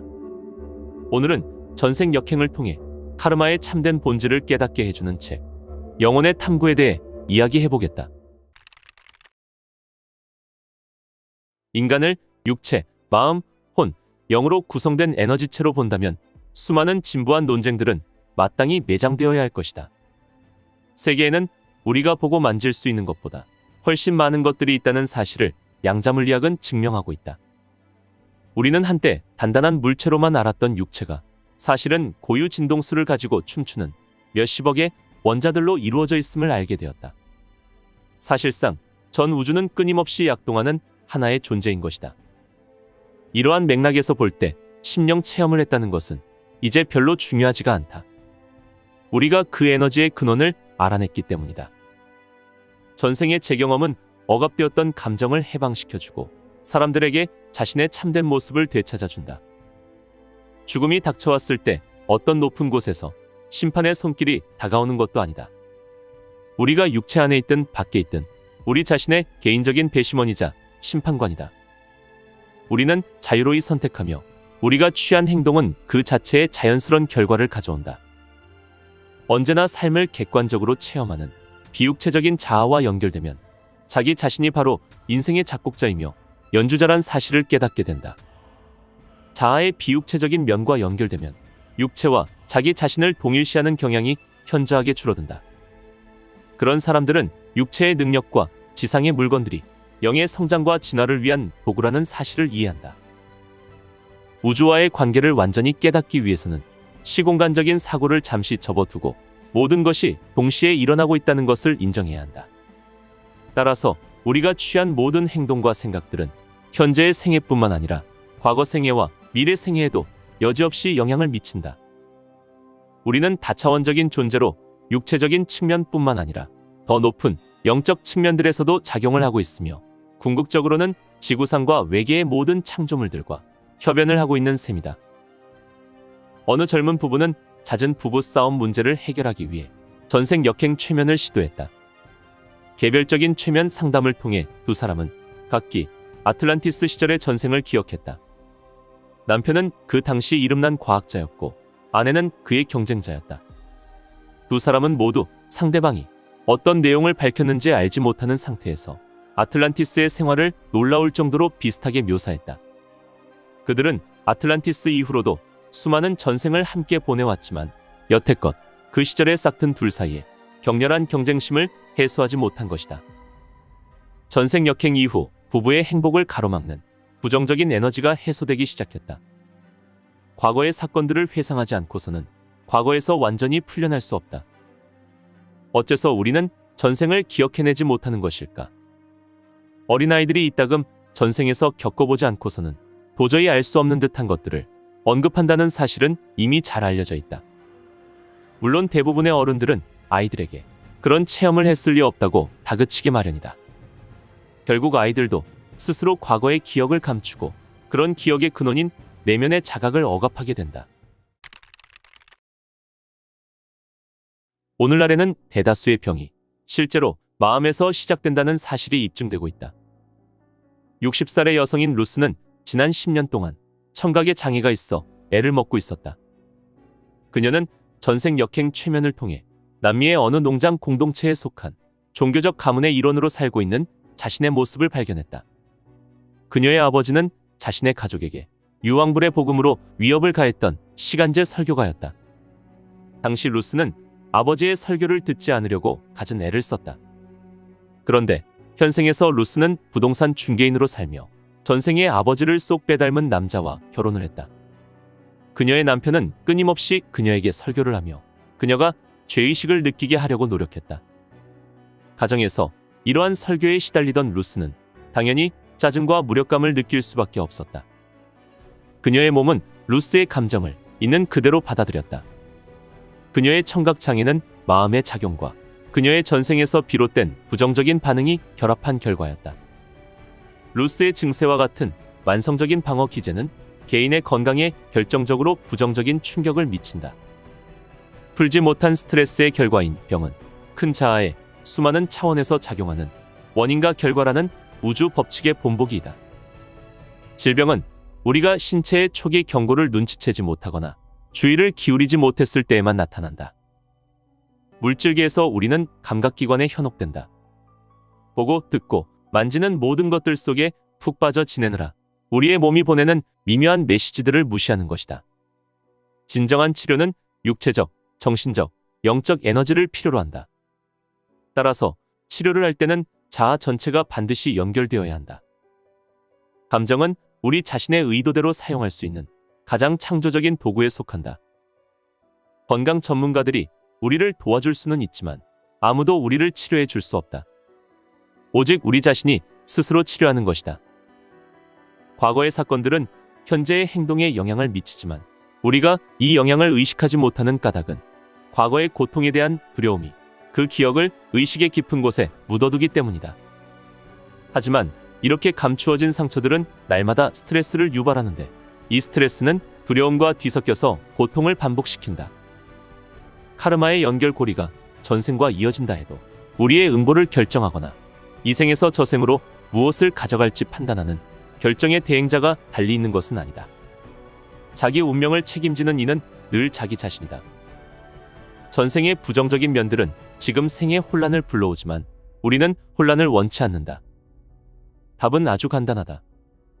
우리는 자연적으로 건강하게 되어 있으며 질병은 단지 영혼의 상태를 반영할 뿐이다. 우리가 지금 이 순간에 긍정적인 쪽으로 초점을 맞춘다면 영혼은 평안을 얻고 육체 또한 편안해질 것이다. 비만증에 걸린 사람들을 역행 최면해보니 비만은 감정에 지나친 관심을 쏟는 반면 육체에는 별 관심을 기울이지 않은 결과였다. 전생에서의 영양 결핍과 굶주림도 육체적인 필요성에 대한 관심의 결핍으로 나타난다. 전생에 어느 한쪽 성별과 지나치게 동일시해왔다면 남성과 여성의 균형에 주의를 집중하기 위해 동성애자의 역할을 선택할 수도 있다. 우리가 자신들이 추구하는 성장을 뒷받침해줄 환경과 관계들을 모두 고려하여 환생을 선택한다는 것은 분명한 사실이다. 우리는 부모를 선택하기 전에 이미 장래의 부모들에 대한 모든 것을 알고 있기 때문이다.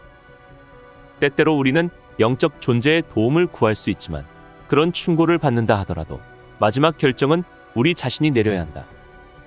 이런 면에서 볼 때 도전이란 바로 자신이 각본을 짠 게임의 이름인 것이다.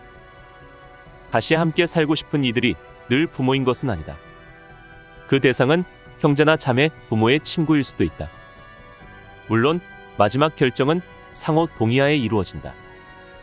영혼이 태아 속에 들어가기 전 주로 부모의 꿈을 통해 결정과 계약이 이루어진다.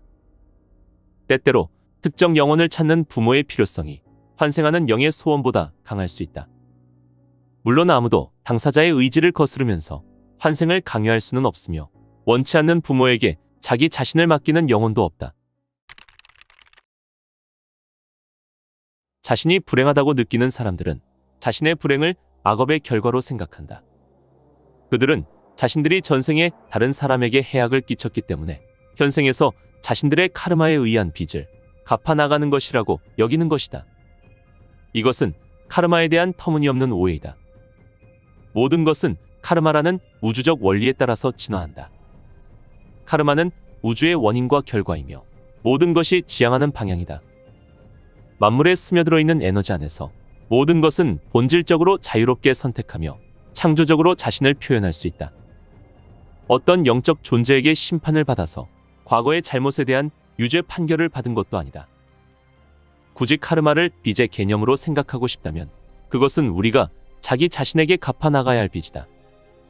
우리는 창조적인 존재로서 과거 행위의 보상에 연연해하지 않고 완벽하게 균형이 잡힌 상태에 도달할 수 있는 능력을 갖추고 있다. 카르마를 살펴보면 그것이 완전한 정의를 구현한다는 것을 알 수 있다. 결과는 언제나 원인에 정비례하여 긍정적이거나 부정적으로 나타난다. 우리는 아담의 죄로 더럽혀지지 않았다. 우리는 우리 자신의 죄로 더럽혀진다. 우리의 성격은 우리 자신이 창조한다. 카르마는 운명이 아니다. 왜냐하면 운명은 이미 정해진 환경을 말하지만 카르마는 인간이 스스로 상황을 창조할 수 있는 자유를 부여하기 때문이다. 카르마의 책임을 지는 것은 생각으로 시작된다. 생각은 운명의 씨앗이다. 날마다 우리는 생각에 따른 행동에서 카르마에 대한 최고의 증거를 보는 셈이다. 부정적으로 생각하게 되면 만사가 잘못된 방향으로 흐르는 것이다. 수많은 최면 상담 사례를 비교해보면 사후세계와 꿈의 세계는 놀랄 정도로 유사하다. 꿈속에서 우리는 한순간에 어디든 갈 수 있다. 과거, 현재, 미래는 의미가 없어지며 모든 것이 지금이다.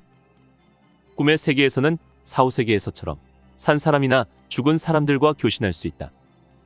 또한 사후 상태의 모든 체험과 마찬가지로 꿈은 매우 쉽사리 잊혀진다. 어느 전생 역행 상담자는 영계에서 환생하는 과정을 설명했다. 영계의 삶은 어떤 것입니까?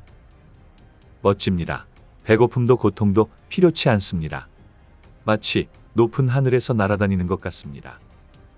다시 태어날 시기는 어떻게 알 수 있죠? 마치 누군가가 내게 되돌아갈 시간이라고 말하는 것 같았습니다. 하지만 선택은 내가 하는 겁니다. 적합한 몸은 어떻게 찾았습니까? 어떤 부부가 있었지요. 두 사람은 서로를 깊이 사랑하고 있었기에 그들이 가진 아기는 어떤 아기일지 생각해 보았습니다. 그녀가 아기를 가지자 나는 망설임 없이 그 속으로 들어갔습니다. 다른 부모들을 생각해 보지는 않았나요? 다른 부모들도 생각해 보았습니다. 덕분에 여러 번 선택의 갈림길에서 헤맸습니다. 그것은 내가 결정할 일이었습니다. 나는 이전부터 부모가 될 사람들을 알고 있었습니다. 어느 여성 상담자는 전생퇴행 도중 고차원의 존재와 교신했다. 무엇이 모차르트와 같은 천재를 만들어내는 겁니까? 하나 이상의 전생에서 가져온 재능 때문입니다. 그리고 모차르트는 확실히 그런 경우입니다. 왜 어떤 사람은 전생에서 배운 것을 간직하고 또 어떤 사람은 그렇지 못한 것이죠? 개개인의 카르마에 속합니다. 특정한 인생을 살아야 하는 사람은 그것에 필요한 전생의 지식을 간직합니다. 동물들에게도 영혼이 있나요? 예, 있습니다. 그들은 인간의 영혼과는 다른 영의 종족으로 존재하지요. 하지만 우리 모두는 동일한 창조물의 일부입니다. 동물들은 죽음 이후 자신들의 종족령 집합소에 들어갑니다. 그 영역에서 개체성은 집합령 속으로 서서히 흡수됩니다. 행성들은 어떻습니까? 그들에게도 영혼이 있습니다. 모든 것들은 살아있으며 영혼이 있습니다. 돌이나 무생물도 말입니다. 하지만 그들은 환생을 거치면서 자신의 독자성을 유지하는 개체적인 영혼이 아닙니다. 그들이 돌아올 때는 개체적인 자기 동일성을 잃어버리고 영의 종족으로 존재합니다. 인간이 잘못을 저지르면 동물로 태어나거나 심지어 벌레로 태어날 수 있습니까? 레몬 나무에서 수박이 열릴 수는 없습니다. 동물과 인간도 레몬과 수박처럼 같은 부류에 속하지만 둘의 파동 양상은 서로 다릅니다. 에너지 양상의 차이가 이종 교배를 가로막습니다. 인간은 언제나 인간으로 환생할 뿐입니다. 신이 무엇인지 설명해 줄 수 있나요? 당신은 신을 이해할 수 있는 지식을 갖고 있지 않습니다. 신은 에너지요, 힘이며 현존이라고 말하는 것이 당신이 이해할 수 있는 가장 가까운 표현입니다. 신은 모든 것입니다. 당신의 통신로 노릇을 하는 이 여성은 현생에서 무엇을 배울 수 있나요? 인내, 겸손, 내적인 힘을 배울 수 있습니다. 그녀는 성공적으로 배우고 있죠. 당신의 사후 상태는 어떤가요? 나는 빛 속에 있습니다. 영혼은 인간과 함께 움직이며 인간을 지도합니다. 저승에서의 삶 속에서도 무언가를 배우나요? 그렇습니다. 하지만 대부분의 지식은 지상의 삶 속에서 얻습니다. 인류가 고통과 아픔을 겪지 않고 영적 진보를 이룰 수 있는 길은 무엇입니까? 인류의 가장 큰 진보는 본능과 직관의 차이를 구별할 수 있을 때, 말을 그치고 듣기 시작할 때, 본능적인 반발을 그치고 창조적으로 행동할 때 이루어집니다. 보답을 바라지 않는 사랑을 베풀어야 합니다. 이 사랑에 따라서 고통당해야만 할 필요성을 넘어설 수 있는 것입니다. 긍정적인 미래를 만들어가는 가장 위대한 진보는 사랑을 더 많이 하고 두려움은 더 줄이는 것입니다. 때는 2014년. 미국 아리조나 투싼에 모였던 300여 명의 과학자와 의사들은 과학이 물질주의를 벗어나야 한다고 선언했고, 이어 다음 해에는 육체가 죽음으로 소멸하더라도 의식은 계속된다고 선언했다. 4, 5세기의 연구가 과연 가능할까? 전생퇴행요법과 양자치유체면 개발자인 돌로레스 캐논은 45년간 최면과 전생치료의 연구 결과로 17권의 책을 출간했다.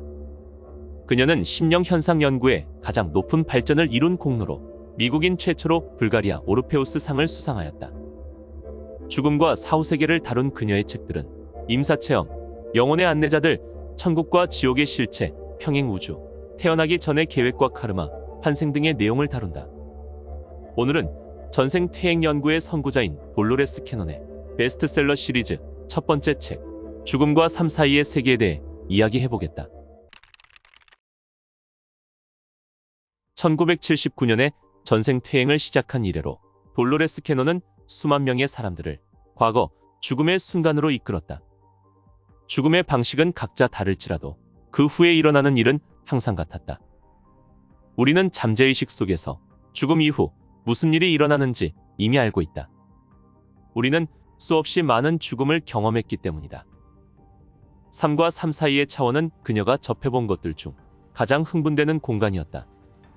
그 공간에서 인류에게 유익한 많은 정보를 얻을 수 있기 때문이다. 사람이 죽을 때 자신의 삶이 눈앞에서 섬광처럼 스쳐 지나간다는 말이 있다. 그것은 죽음 이후 망자가 자신의 삶을 되돌아보고 그 삶 속에서 배운 것을 분석할 때 일어난다.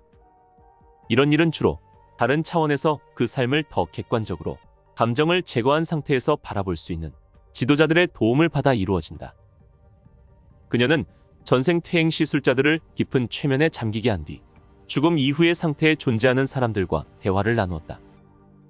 사람들은 죽음이 고통스러울까봐 걱정해요. 죽음은 고통스럽지 않아요. 만약 스스로 원하거나 어떤 교훈을 얻기 위해 필요하다고 느낀다면 심하게 고통스러울 수도 있어요. 눈을 깜빡이는 순간 우리는 다른 차원에 있는 거예요. 은줄이라고 불리는 것이 정말로 있나요? 그건 우리 몸의 생명선이에요. 영혼이란 개념은 우리의 실체라고 부르는 에너지를 포괄하는 거예요. 이것이야말로 진정한 자아입니다. 에너지의 의미에서 볼 때 은줄은 우리의 에너지를 담은 생명선을 우리 몸에 유지하게 하는 줄입니다. 죽음의 순간에 이 줄은 끊어지죠. 우리가 유체이탈을 할 때 몸 바깥으로 나가면 은줄이 우리의 몸과 연결되어 있어서 돌아오는 길을 잃지 않게 됩니다. 그녀는 퇴행 작업 과정에서 사람들 대부분이 매일 밤 잠들 때마다 몸 밖으로 여행한다는 사실을 모르고 있음을 발견했다. 몸은 피로를 느끼고 쉬어야 하지만 영혼은 잠이 필요치 않다. 그래서 몸이 자는 동안 진짜 나는 밖으로 빠져나가 지구 곳곳을 여행하거나 심지어는 다른 행성이나 다른 차원으로 가기도 한다. 그 사람은 날아다니거나 이상한 장소에 방문한 꿈을 보통은 인식하지 못한다. 우리는 죽음 이후 영적 차원에 있을 때 지구의 카르마적 굴레로 다시 들어가기 전에 계획을 세운다. 다음 생에서 어떤 것을 이루고자 소망하는지에 대한 계획이다. 또한 그들은 앞으로 다가올 생애에서 중요한 역할을 맡을 다른 영혼들과 계약을 맺는다. 모든 사람들은 현재 자신에게 주어진 삶을 어떤 식으로 퇴장할 것인지 계획한다. 우연한 사고 같은 것은 존재하지 않는다. 약속된 시간이 되면 대부분의 영혼은 떠남을 선택한다. 당연하게도 그 사람의 의식적인 마음에는 계획의 이 부분에 대한 기억이 전혀 없다. 왜냐하면 이 생으로 올 때 망각의 베일이 드리워져 영체 차원의 모든 기억이 제거되기 때문이다. 영체 상태인 그들이 언젠가 정답을 알고 있다면 시험이 아닐 것이다라고 말한 적이 있다. 그래서 우리는 영혼의 계획에 대해 의식적으로는 망각 상태로 머물러야만 한다. 사고로 인해 단체로 죽음을 맞이하는 것은 어떤 경우인가요? 그들은 동시에 죽기를 선택했나요? 집단 카르마라고 불리는 것이 있어요. 영혼들이 함께 어떤 책무를 이행하거나 집단 속의 삶을 경험하기 위해 단체로 모이는 경향을 보이는 경우들이 있어요. 집단적 죽음은 그들이 죽음을 겪으며 배우는 과정 속의 어떤 시점에서 함께 모인 개별적인 영혼들에 의한 것이에요. 때마침 그들이 동시에 떠나기에 가장 적절한 시점을 맞이한 거죠. 그들은 그 삶으로 오기 전에 그렇게 하기로 서로 합의를 합니다. 많은 대상자들이 육신을 떠난 후 터널 또는 밝은 빛을 향해 가는 경험을 묘사한다. 이런 묘사들은 임사체험들의 보고에도 반복되어 왔다. 그녀의 대상자 중 한 명은 이 흰 빛이 육체적 세상과 영적 영역 사이의 장벽 역할을 하는 강한 에너지장이라고 말했다. 임사체험 중인 사람들도 그 빛에 접근하지만 그 속으로 들어가기 전에 그들의 몸으로 끌려 다시 돌아온다. 사람이 죽으면 누가 마중 나오나요? 보통은 그들의 삶에서 특별했던 사람이 와요. 그들이 윤회하지 않았다면요. 영체는 죽은 후 다른 영혼들을 만날 때 보통 어디로 가죠? 배움이 있는 차원으로 가요. 배울 동안 영체는 여러 영혼들과 교류해요. 다음 생애를 위해 무엇이 필요한지 배운 다음에는 영적 지도자들과 의논하고 그 다음 육화를 준비하기 시작해요. 휴식 장소에 대해 들어본 적이 있나요? 육화의 차원으로 들어서기 전에 충격적인 죽음으로 손상된 영혼들이 스스로 휴식하고 회복하러 가는 특별한 곳이에요. 빛을 향해 가는 길에 안내자를 만나길 기대한다면 그런 이들을 보게 될 거예요. 만약 천국과 지옥의 존재를 깊이 믿었고 자신이 그런 처지에 있어야 한다고 믿는다면 그렇게 될 거예요. 대부분은 죽음 전에 개인 영혼이 어떠한 준비를 했는지에 달려 있어요. 그러나 보통은 건너편의 세계로 가기 이전에 그들과 가까웠던 이들이 그곳에 있어요. 그리고 다른 영혼이 와서 치유의 장소로 인도해요. 대상자들을 퇴행했던 여러 경우 그들은 어떤 삶에 관여된 상태가 아니었다. 그 대답들은 그들의 삶과 삶 사이 여러 가지 차원과 다양한 장소에 있음을 보여주었다. 이러한 대답들의 주요 공통점은 학교였다. 강당이 보여요. 커다란 기둥들이 있는데 모두 하얀색이에요. 지구에서 알려진 존재와는 다른 진동 상태에 있어요. 그건 다른 존재의 차원에 있어요. 여기서는 우리가 보길 원하면 어떤 것도 볼 수 있어요. 거기 있는 다른 사람들도 당신이 보고 있는 것과 같은 것들을 보게 되나요? 네, 여긴 지구지만 다른 에너지 단계에 있어요. 이 단계에서는 에너지를 관장하는 법칙들이 다르지요. 나무와 동물들도 실제로 존재해요. 각자가 모두 그걸 표현해야 하나요? 아니면 단지 그곳에 항상 있나요? 항상 거기에 있어요. 그건 우리의 인지 여부에 따른 개인적 인식의 문제일 뿐이에요. 사람이 죽으면 영체의 진보 정도에 따라 접근할 수 있는 행성들 사이로 이동할 수 있는 자유를 갖게 됩니다. 학교에는 다른 사람들도 있나요? 누가 당신을 가르치죠? 교실에는 약 50명 정도가 있어요. 각 수업마다 지도자들이 여럿 있어요. 지난번의 실수를 반복하지 않기 위해 내가 왜 그렇게 행동하고 반응했는지 이해하려고 해요. 여기에는 우리가 배워야 하는 교훈과 카르마에 대한 많은 지식이 모여 있어요. 아카식 기록이라고 불리는 것을 들어본 적 있나요? 삶에 대한 기록들이죠. 그 기록들을 관리하는 수호자라는 존재들이 있어요. 일종의 마법 같은 책인데 모든 사람들의 기록이 한 책에 다 들어있어요. 휴식하는 삶은 휴식 장소에 가는 것과 같은 목적을 갖고 있나요? 스트레스가 많은 삶으로부터 또 다른 어려운 삶을 곧바로 이어가는 것은 힘든 일이에요. 휴식하는 삶을 사는 인격체에게는 지나치게 많은 스트레스가 주어지지 않아요. 감당해야 할 것들이 너무 많다고 느낄 때는 학교에 와서 그것을 해결하려 하거나 휴식 장소로 갈 거예요. 아니면 곧바로 다른 삶으로 갈 수도 있죠. 언제나 당신 스스로의 선택에 의해 태어나게 되는 것은 아니에요. 당신이 결정을 할 때 일부 지도자들이 당신을 도울 거예요. 장애를 가진 삶은 어때요? 어떤 특별한 목적을 갖고 있나요? 그럼요. 그건 겸손해지는 경험이죠. 세상 사람들이 우리를 어떻게 생각하는지가 아닌 우리 자신의 내면을 보게 되죠. 놀랍게도 장애를 가진 몸의 깃들기를 기다리는 영혼들이 평범한 몸의 깃들기를 원하는 영혼들보다 더 많다고 했다. 장애를 지닌 한 번의 삶에서 되갚는 카르마는 평범한 삶이었다면 10번은 겪어야 되갚을 수 있는 양이다. 우리는 장애인들이 다른 이들에게 주는 교훈과 영향을 잊어서는 안 된다. 돌로레스 캐논은 신체적 문제를 겪고 있던 존이라는 이름의 젊은 남자와 퇴행시술 작업을 진행했다. 그녀는 존이 깊은 초의식 단계에 들어간 후에 영적 차원에서 그가 치료받을 수 있는 장소를 찾을 수 있는지 보라고 의도적으로 그를 유도했다. 그녀가 최면을 위한 숫자 세기를 끝냈을 때 존은 아름다운 천상계 환경에 있었다. 그는 이곳이 지혜의 사원의 일부라는 것을 알게 되었다. 이곳은 다양한 다른 부서를 포함하는 큰 단지였는데 그 중에는 테피스트리 방도 포함되어 있었다. 테피스트리란 불교와 힌두교에서 우주 전체를 표현하는 용어이며 우주적 존재의 근원이 존재하는 장소를 의미한다. 나는 지금 치유의 사원에 있어요. 여러 가지 빛들이 내 근처에서 소용돌이치고 있어요. 이곳은 육체의 심한 병을 알아온 사람들에게 최고의 장소예요. 치유 과정은 꼭 필요해요. 그들이 겪은 일들이 매우 고통스러웠기 때문이죠. 이후에 가족들과 천상계의 여러 다른 지역으로 안내하는 안내자들과 재회하게 되는 거예요. 그 중에서도 테피스트리는 매우 영광스러운 장소예요.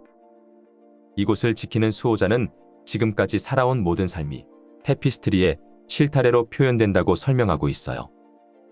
오직 영적으로 진화한 사람들만이 테피스트리의 그 부분에 접근할 수 있어요. 테피스트리는 진보된 영혼들이 이해하는 아카식 기록들인 거죠. 오직 진보된 영혼들만 이 테피스트리의 개념을 이해하고 접근할 수 있어요. 덜 진보된 영혼들은 그들이 살펴볼 수 있는 아카식 기록 책들을 가지고 있어요. 마치 어린아이가 대학 도서관에 오는 것과 같아요. 이 테피스트리는 결국 모든 것이 밝은 신성 안에서 끝이 나요. 높은 단계들로 올라갈 때마다 다시 돌아와서 육화해야 하나요? 아니요. 그들은 우주적 계획에서 훨씬 더 중요한 임무를 수행해야만 해요. 그리고 무척 중요한 임무가 아니면 그들은 보통 물질적 육화를 다시 겪지 않아요. 예를 들어 예수와 부처는 다시 돌아온 매우 높은 상부 천상계의 실체들이었어요. 최종적인 우리의 목표는 무엇이죠? 완전함이에요. 어떤 진보된 영혼들은 단 10번의 생애만으로도 완전함에 도달할 수 있다고 해요. 하지만 평균적으로는 약 120번을 윤회해야 하죠. 지구는 단지 영적 세상의 반영일 뿐이에요. 우리의 궁극적인 목표는 신과 하나 되는 것이에요. 어떤 여성은 영계 차원들에 있는 학교에 다니고 있다고 했다. 그것은 지식의 학교와는 다른 학교처럼 들렸다. 동물들은 개별적인 영혼이 없나요? 동물의 영체들은 인간과 달라요. 그들은 집단 영체들을 갖고 있고 이것들은 다른 자연원소들과 같이 작용해요. 동물의 영혼은 인간이 가진 것 같은 인격을 가지고 있지 않아요. 동물의 영체가 인간으로 육화한 적이 있나요? 네, 결국 그렇게 되죠. 그것은 영적 성장의 일부예요. 동물들의 영체도 집단 영체로부터 분리되어 개별적 영혼이 되고 영적으로 성장 과정을 시작하죠. 인간이 동물로 퇴보한 적이 있나요? 아니요. 한때는 가능했었지만 더 이상 그렇지 않아요. 가능하지 않다는 말은 아니지만 허용되지 않아요. 삶 사이마다 당신은 다른 단계로 가나요? 아니면 당신이 떠났던 같은 단계로 돌아가나요? 그 삶에서 성취한 것에 달려 있어요. 준비가 될 때까지는 그 다음 단계로 올라가지 않아요. 어떤 특정 단계를 넘으면 이제 육화하는 경우는 아주 드물어요. 마음만이 유일한 장벽이죠. 연옥이라고 부르는 영역은 실제로 있나요? 아니요. 연옥과 가장 유사한 것은 손상된 영혼들을 위해 휴식하는 장소일 거예요. 그곳은 처벌의 장소가 아니에요. 연옥이나 지옥 같은 특별한 장소는 없어요. 어떤 사람들은 임사 체험을 했을 때 지옥처럼 보였던 장소들을 묘사하던데요. 그건 그들이 지옥에 가도록 만들기에 충분한 생을 살아왔다고 스스로 믿어온 것의 결과예요. 지옥의 상태는 전환 시기 동안 우리의 마음이 어떤 상태에 있느냐의 문제예요. 이것을 미끼로 선택한 사람들은 그들이 건너갈 때 그들만의 현실을 스스로 창조하죠. 그럼으로써 진짜 현실이 되는 거예요. 저는 그들이 무엇을 하든 처벌은 없다고 들었어요. 아니요, 처벌은 확실히 있어요. 가장 나쁜 처벌은 우리가 스스로에게 가하는 처벌이죠. 우리 스스로가 자신의 판사이자 배심원인 셈이에요. 죄는 우리가 잘못이라고 알고 있는 것을 행하는 거예요. 잘못인 걸 모른다면 우리는 죄를 행할 수 없지요. 하지만 배워야 하는 것을 자각하지 못하는 것도 작은 죄에 해당해요. 영체가 곧바로 환생하는 것은 좋지 않은 일인가요? 정말 좋지 않아요. 그들은 보통 자신의 삶이 엉망이라고 생각하는데 그건 그들이 무계획으로 환생했기 때문이에요. 한 영체가 변하고 싶어 하지 않는 것처럼 보이면 다음 육화에서 그들이 성장하고 발전하도록 돕기 위해 생애들 사이에 특별한 장소에 머무르게 되지요. 그런 특별한 문제를 해결하는 다른 차원이 있어요. 수호천사들이 정말로 존재하나요? 그들은 당신이 배우는 시기를 잘 넘기도록 돕고 당신을 보호하는 역할을 해요. 그들은 수호의 대상이 태어날 때부터 함께해요. 그들은 당신에게 어떤 것도 강요하지 않고 단지 제안만 할 거예요. 만약 강제가 개입되면 그건 분명히 긍정적인 존재가 아닐 거예요. 당신의 자유의지가 무시되기 때문이죠. 비상시에는 당신이 다치지 않게 할 수도 있어요. 더 높은 차원에서 오는 영체들이 당신의 차원으로 돌아와서 돕기도 하지요. 이런 일을 할 이들에게는 주어진 특별한 허가가 있어요. 누가 이것을 허용하거나 승인하는 거죠? 우주를 다스리는 위원회들에 의해서죠. 각각의 우주에는 중앙위원회가 있고 그 다음에는 지방위원회들이 있어요. 우리가 지금 여기 있는 우주는 수많은 우주 중 하나일 뿐이에요. 사람들이 신 또는 전지적 존재라고 부르는 것과 동일한 존재들인가요? 물론이죠. 모두를 위한 동일한 신이죠. 우리는 신이 개별 인격화를 부여한 신의 조각들이에요. 신은 하나가 아니라 전부입니다. 신은 완벽해요. 우리가 불완전하다고 인식하는 것은 우리의 인식일 뿐이에요. 당신은 자신에 의해 창조된 것을 주위에서 발견할 수 있을 거예요. 당신 자신이야말로 진정한 창조자랍니다. 태어나기 전 사랑을 계획하다의 저자 로버트 슈워츠는 생과 생 사이로의 영혼 퇴행 세션을 통해 태어나기 전 우리의 인생 계획에 관한 이해를 돕고 있는 공인 최면 치료사이다. 때는 2003년. 저자는 채널러의 도움으로 비물질적 존재들과 놀라운 대화를 나누게 된다. 그 존재들은 그가 살면서 해온 일은 물론 자신의 생각과 감정까지 다 알고 있었다. 비물질적 존재들은 저자가 지금까지 겪은 수많은 어려움들이 실은 태어나기 전 영혼의 단계에서 스스로 계획한 것들이라고 들려준다. 우리는 왜 태어나기 전 삶의 계획을 세우는 것일까? 오늘은 전생퇴행요법을 통해 영혼과 사후세계의 진실을 밝혀주는 책, 태어나기 전 사랑을 계획하다에 대해 이야기해보겠다. 우리의 삶이 태어나기 전부터 계획한 것이라면 바람을 피우는 것도 스스로 계획했을까? 이런 의문들을 파헤쳐보기 위해 저자는 트리시아를 만나 그녀가 겪은 남편 밥의 외도 이야기를 들어보았다. 밥은 같은 회사에서 만난 클레어와 1년 동안 바람을 피웠다고 했다. 그리고 6달 후 밥은 전립선암이라는 진단을 받았고 살 날이 3달 정도 남았다고 했다. 트리시아는 차마 화를 낼 수가 없었다. 밥은 죽기 며칠 전 가끔 영계에 가곤 했는데 그곳에 갔다 오면 눈이 반짝반짝 빛났고 인간은 태어나기 전에 자기 인생을 계획하면서 영적으로 성장하기 위해 어떤 일들을 마주칠지 대본을 쓰는데 그 대본대로 살지 말지는 우리가 자유의지로 정한다고 말하곤 했다. 밥은 클레오와의 외도가 하나의 가능성으로서 세 사람 모두에 의해 태어나기 전부터 계획된 것이었다고 말했다. 밥의 외도를 정말 계획했는지 확인하기 위해 트리시아는 전생 영혼 퇴행을 시작했고 기록의 저장소라고 불리는 곳으로 들어갔다. 그녀는 내면의 진정한 자아와 연결되었고 길잡이 영을 만나 대화를 나누었다. 밥과 클레어와 함께 내가 무슨 계획을 짰던 거죠?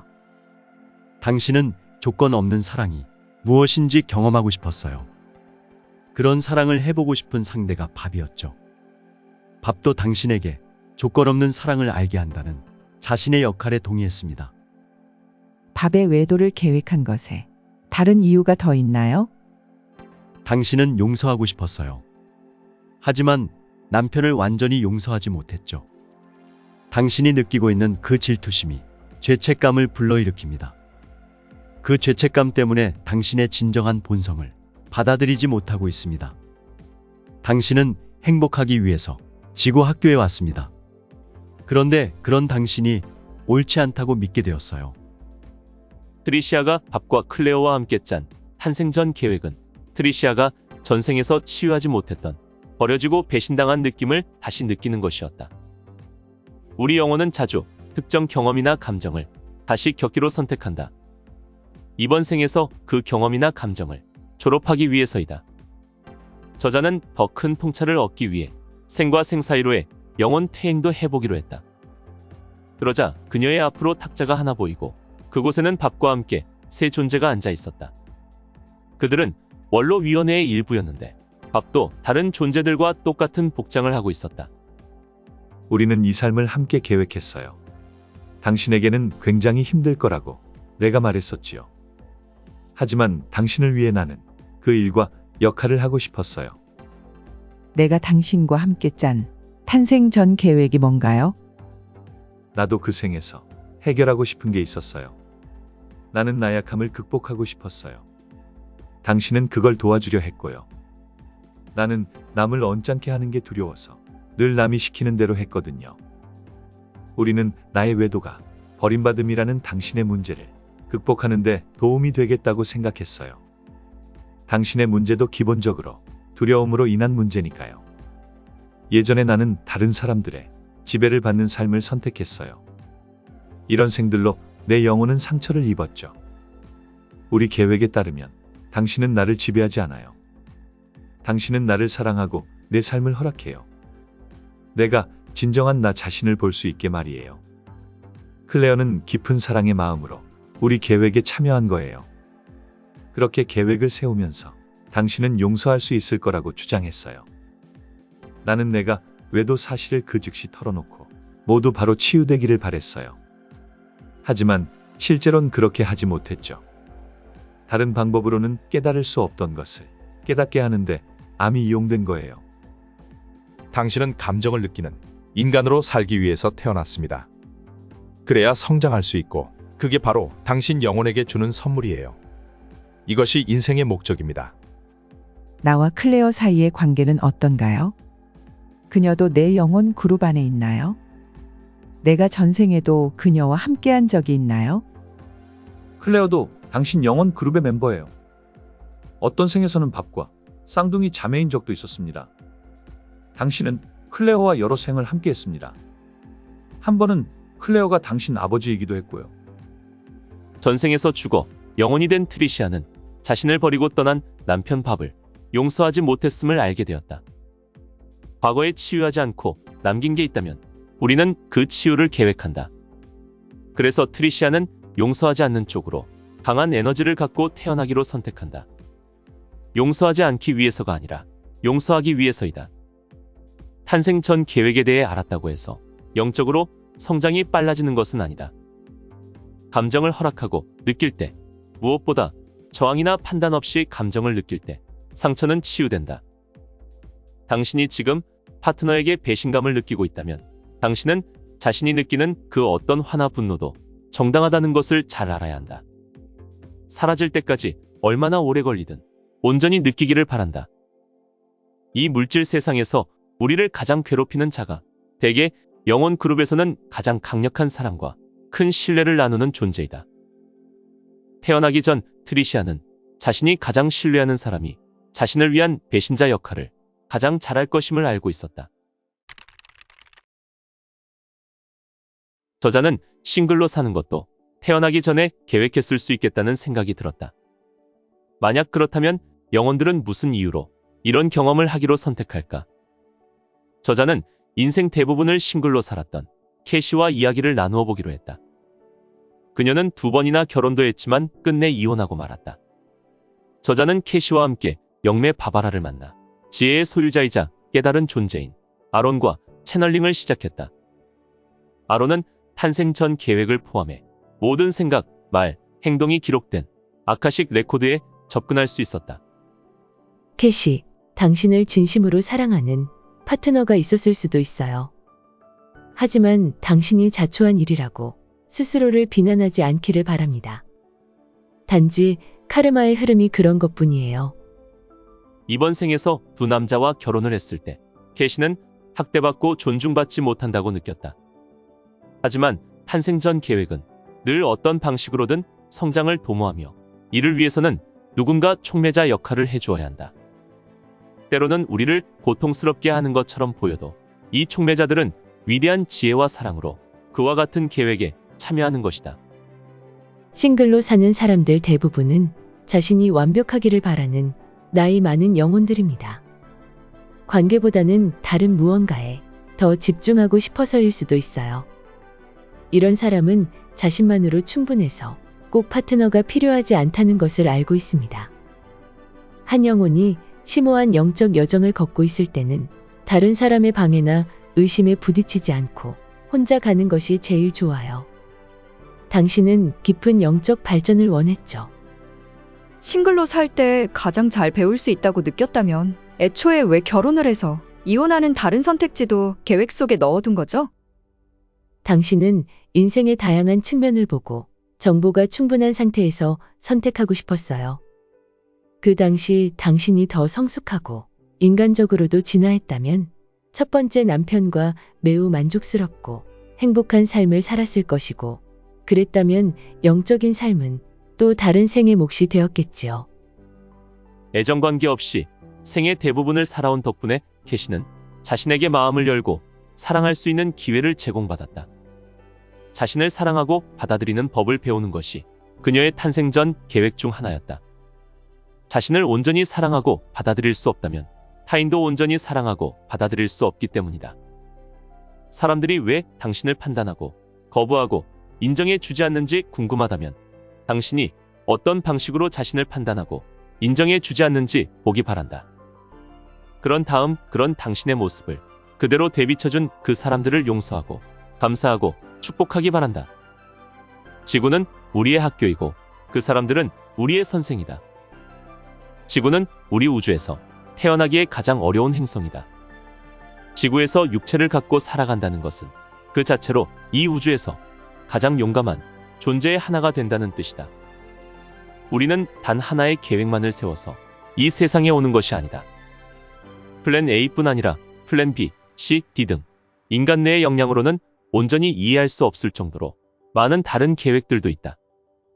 그렇게 많은 계획이 있는 이유는 자유의지를 갖고 그것들을 선택하는 과정을 통해 진정한 배움이 일어나기 때문이다. 이 중에서 플랜 A가 에너지 진동수가 가장 높은 계획이며 우리 인격체가 가장 큰 사랑에 입각해서 결정을 내릴 때가 바로 이 플랜 A를 선택하는 순간이다. 그리고 이 경우 몸을 가지고 살아가는 인격체와 영혼 사이 진동수에는 아무런 차이가 없다고 한다. 이 플랜 A를 따를 때 우리는 깨달은 존재처럼 깊은 충족감과 기쁨을 맛보고 가장 덜 고통스러운 삶을 살게 된다고 한다. 그렇다면 플랜 B, C, D를 선택하는 삶은 잘못된 삶일까? 우리 대부분은 사랑을 거스르는 결정들을 수없이 많이 내리며 살아간다. 이 사랑을 거스르는 결정들이 자신과 타인에게 고통을 가져다 준다. 하지만 의식적인 삶을 살아간다면 그러한 결정들은 결국 치유와 확장을 부르고 우리의 사랑하는 능력을 크게 강화하는 결과로 이어진다. 그렇기에 실수는 나쁜 것이 아니다. 사실 우리는 바로 그런 실수를 하기 위해서 여기에 태어난다. 실수는 곧 성장이고 그렇게 성장할 때 우리는 세상과 동료 인간들에게 봉사할 수 있다.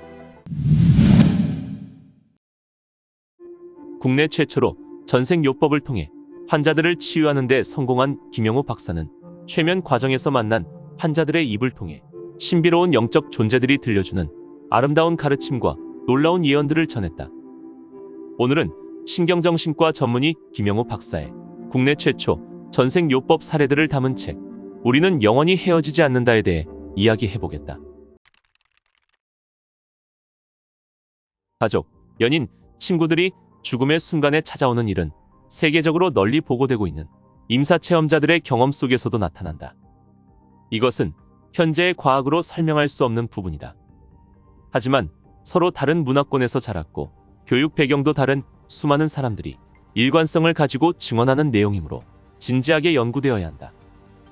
전생의 기억으로 거슬러 올라갑니다. 뭔가 보이는 게 있습니까? 완전한 어둠 속에 혼자 누워 있었어요. 제가 죽어가는 걸 느끼면서요. 죽은 다음에는 어디로 갔죠? 몸에서 빠져나왔고 마음이 편해졌어요. 꽃이 많이 피어있는 언덕을 지나가요. 저 앞에 약혼녀가 저를 마중 나왔어요. 그녀가 제 손을 잡고 이제 괜찮다. 당신을 마중 나왔다고 말해요. 그 다음엔 어디로 가죠? 둘이 손을 잡고 밝은 빛이 있는 쪽으로 걸어갔어요. 혹시 그 약혼녀는 현재 아는 사람 중에 없나요? 지금 사귀고 있는 사람이 전생에 제 약혼녀라는 생각이 들어요. 앞으로는 더 잘해줘야겠다는 생각이 들어요. 신영준이란 이름의 25살 된 청년은 마르고 병약한 체격과 정신분열증을 앓고 있었다. 그는 지나치게 의심이 많았고 남들에 대한 강한 공격 욕구와 증오심, 심한 열등감과 사회성 결핍 등을 호소했다. 김영호 박사는 최면 유도를 통해 반응을 본 후 치료 방향을 결정하기로 마음먹었다. 어머니 자궁 속의 기억으로 들어갑니다. 자신의 모습은 어떤가요? 영양실조에 걸린 것 같습니다. 어머니가 가난해서 제대로 먹지 못했습니다. 그 안에서 뭘 생각하고 있었나요? 저는 부모의 결점을 모두 갖고 태어날 것을 이미 알고 있었습니다. 누군가가 제게 그렇게 얘기했습니다. 어릴 때 고생할 것과 병에 시달릴 것도요. 제 의지와는 관계없이 억지로 태어났습니다. 그들이 저를 보냈습니다. 태어나서 복수를 하라고 했습니다. 이 삶에서 당신이 배워야 할 것이 뭐죠? 자신의 깊은 무의식에게 물어보십시오. 용서입니다. 남에게 베풀고도 대가를 바라지 않아야 합니다. 저는 언제나 남을 원망했는데 증오심을 버려야 합니다.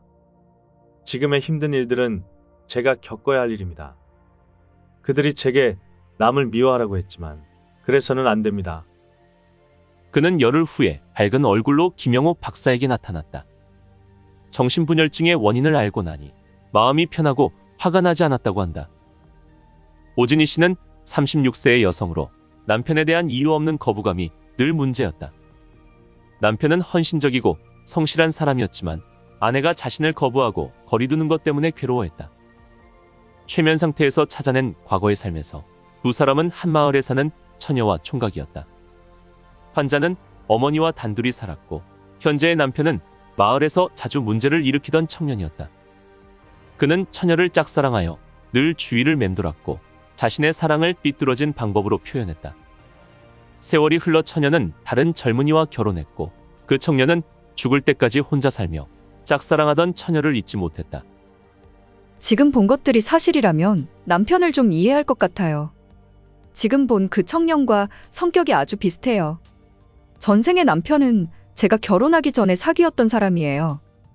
지금의 남편이 전생의 인연 때문이라면 앞으로 따뜻하게 대해줘야 할 것 같아요. 흔히 악연은 악연으로, 좋은 인연은 좋은 인연으로 만난다고 하지만 꼭 그런 것은 아니다. 서로 죽고 죽이는 관계에 있던 사람들이 만나 부부가 된 경우는 정말 흔하다. 그렇다고 이들의 현재 부부관계가 꼭 문제가 있는 것은 아니어서 아주 만족스러운 결혼 생활을 하는 사람들도 많다. 어떤 환자는 조선시대에 살았던 자신의 삶을 본 후 이렇게 말했다. 전생에 저를 고문하고 죽였던 사람이 지금 제 어머니였어요. 저는 오히려 말도 안 듣고 속을 썩이는데 어머니는 저한테 정말 잘해주시죠. 아마 그 삶에 대한 보상을 하시는가 봐요. 이 환자는 또 다른 두 번의 삶에서도 현재의 어머니가 다른 모습으로 자신에게 보상하는 삶을 사는 것을 보았다. 이처럼 누군가를 죽이거나 큰 피해를 입혔을 경우에는 그 보상이 한 번의 삶으로 다 이루어지지 않을 수도 있다. 세계적으로 수많은 사람들이 전생퇴행요법을 받았지만 원종진처럼 마스터로부터 많은 정보와 메시지를 받은 경우는 드물다. 이들은 잡다한 영적 메시지나 우주인들로부터 오는 메시지를 수신한다는 사람들과는 전혀 다르며 정보의 내용도 궁극적인 진리의 이해와 인간의 영적 성장에 초점을 맞추고 있다. 그들은 어떤 선의의 목적에 따라 사람들에게 전해져야 하는 가르침을 원종진처럼 특별한 환자들을 통해 전해주는 것으로 보인다. 마스터들의 목소리가 들립니다. 하느님이 원하는 것은 생명을 살리고 보존하는 것입니다. 지금 물질 문명의 환경 파괴는 이러한 생명의 질서를 파괴하는 과정이며 무서운 결과를 초래하게 될 것입니다. 지금의 환경운동 방법은 잘못되었습니다. 그것은 인간이 더 좋은 환경에 살고자 하기 때문에 환경 파괴를 막고자 하는 움직임입니다. 그러나 진정한 환경보호는 생명에 대한 경외로부터 출발해야 합니다. 앞으로 2030년까지 식량은 매우 부족해질 것입니다. 앞으로의 전쟁은 국가 간의 전쟁이 아니라 기업과 국가 간의 전쟁이 될 것입니다. 많은 성직자들이 고통을 겪을 때가 올 것입니다. 성직자들이 고통을 겪는 이유는 뭡니까? 그들은 새로운 가치관 속에서 활동하게 되며 상당수는 목숨을 잃게 될 것입니다. 특히 기독교에 대한 박해가 많이 일어날 것입니다. 그것도 물질 문명을 정리하는 과정입니까? 많은 종교가 서로 통합을 이루려 할 것인데 가장 비타협적인 종교가 기독교가 될 것입니다. 그러나 이러한 통합의 움직임들이 표면적으로는 평화를 주지만 내면적으로는 진리에서 멀어지는 일로 변질될 것입니다. 앞으로의 시대는 극히 혼란한 시대가 될 것입니다. 당신이 알기에 그저 그렇다고 생각되는 사람 중에 많은 성자들이 있습니다. 이 우주와 지구 전체를 연민하면서 드러내지 않고 그 힘을 지탱해 나가려는 많은 성자와 그런 에너지들이 존재합니다. 원래의 자기를 인식하는 것이 도라고 합니다. 자신의 존재에 대한 인식이 도의 출발이요 완성입니다. 크게 깨달으면 기존의 방법이나 기존의 교리와는 완전히 다른 방법이 사용된다고 합니다. 이것이 진리로 가는 길이다라는 식의 규정을 짓지 말아야 합니다. 예수를 믿는 사람들은 예수를 욕할 수 있어야 한답니다. 이것은 예수를 존경하지 말라는 의미가 아니라 틀에 박힌 예수의 모습을 깨뜨리라는 의미입니다. 참된 불교 신자라면 부처를 꺾어야 된다고 합니다. 그들이 알고 있는 것이 유일한 것은 아닙니다. 염라대왕이라고 하는 것들은 실제로는 자기의 카르마에 따라서 자신의 영혼이 스스로에게 내리는 심판입니다. 심판을 평가하는 이는 따로 있고 스스로도 자기 자신을 위해서 평가하고 심판하게 됩니다. 자신의 영혼이 평가하는 것입니까? 그렇습니다. 사람이 일단 영혼의 상태가 되면 모든 영혼의 통찰력은 동일한 수준이 됩니다. 그 동일한 수준에서 자신을 공정하게 내려다봅니다. 그러면서 스스로 자신이 어떤 단계에서 다시 배워야 할 것인가를 엄밀하게 판단합니다.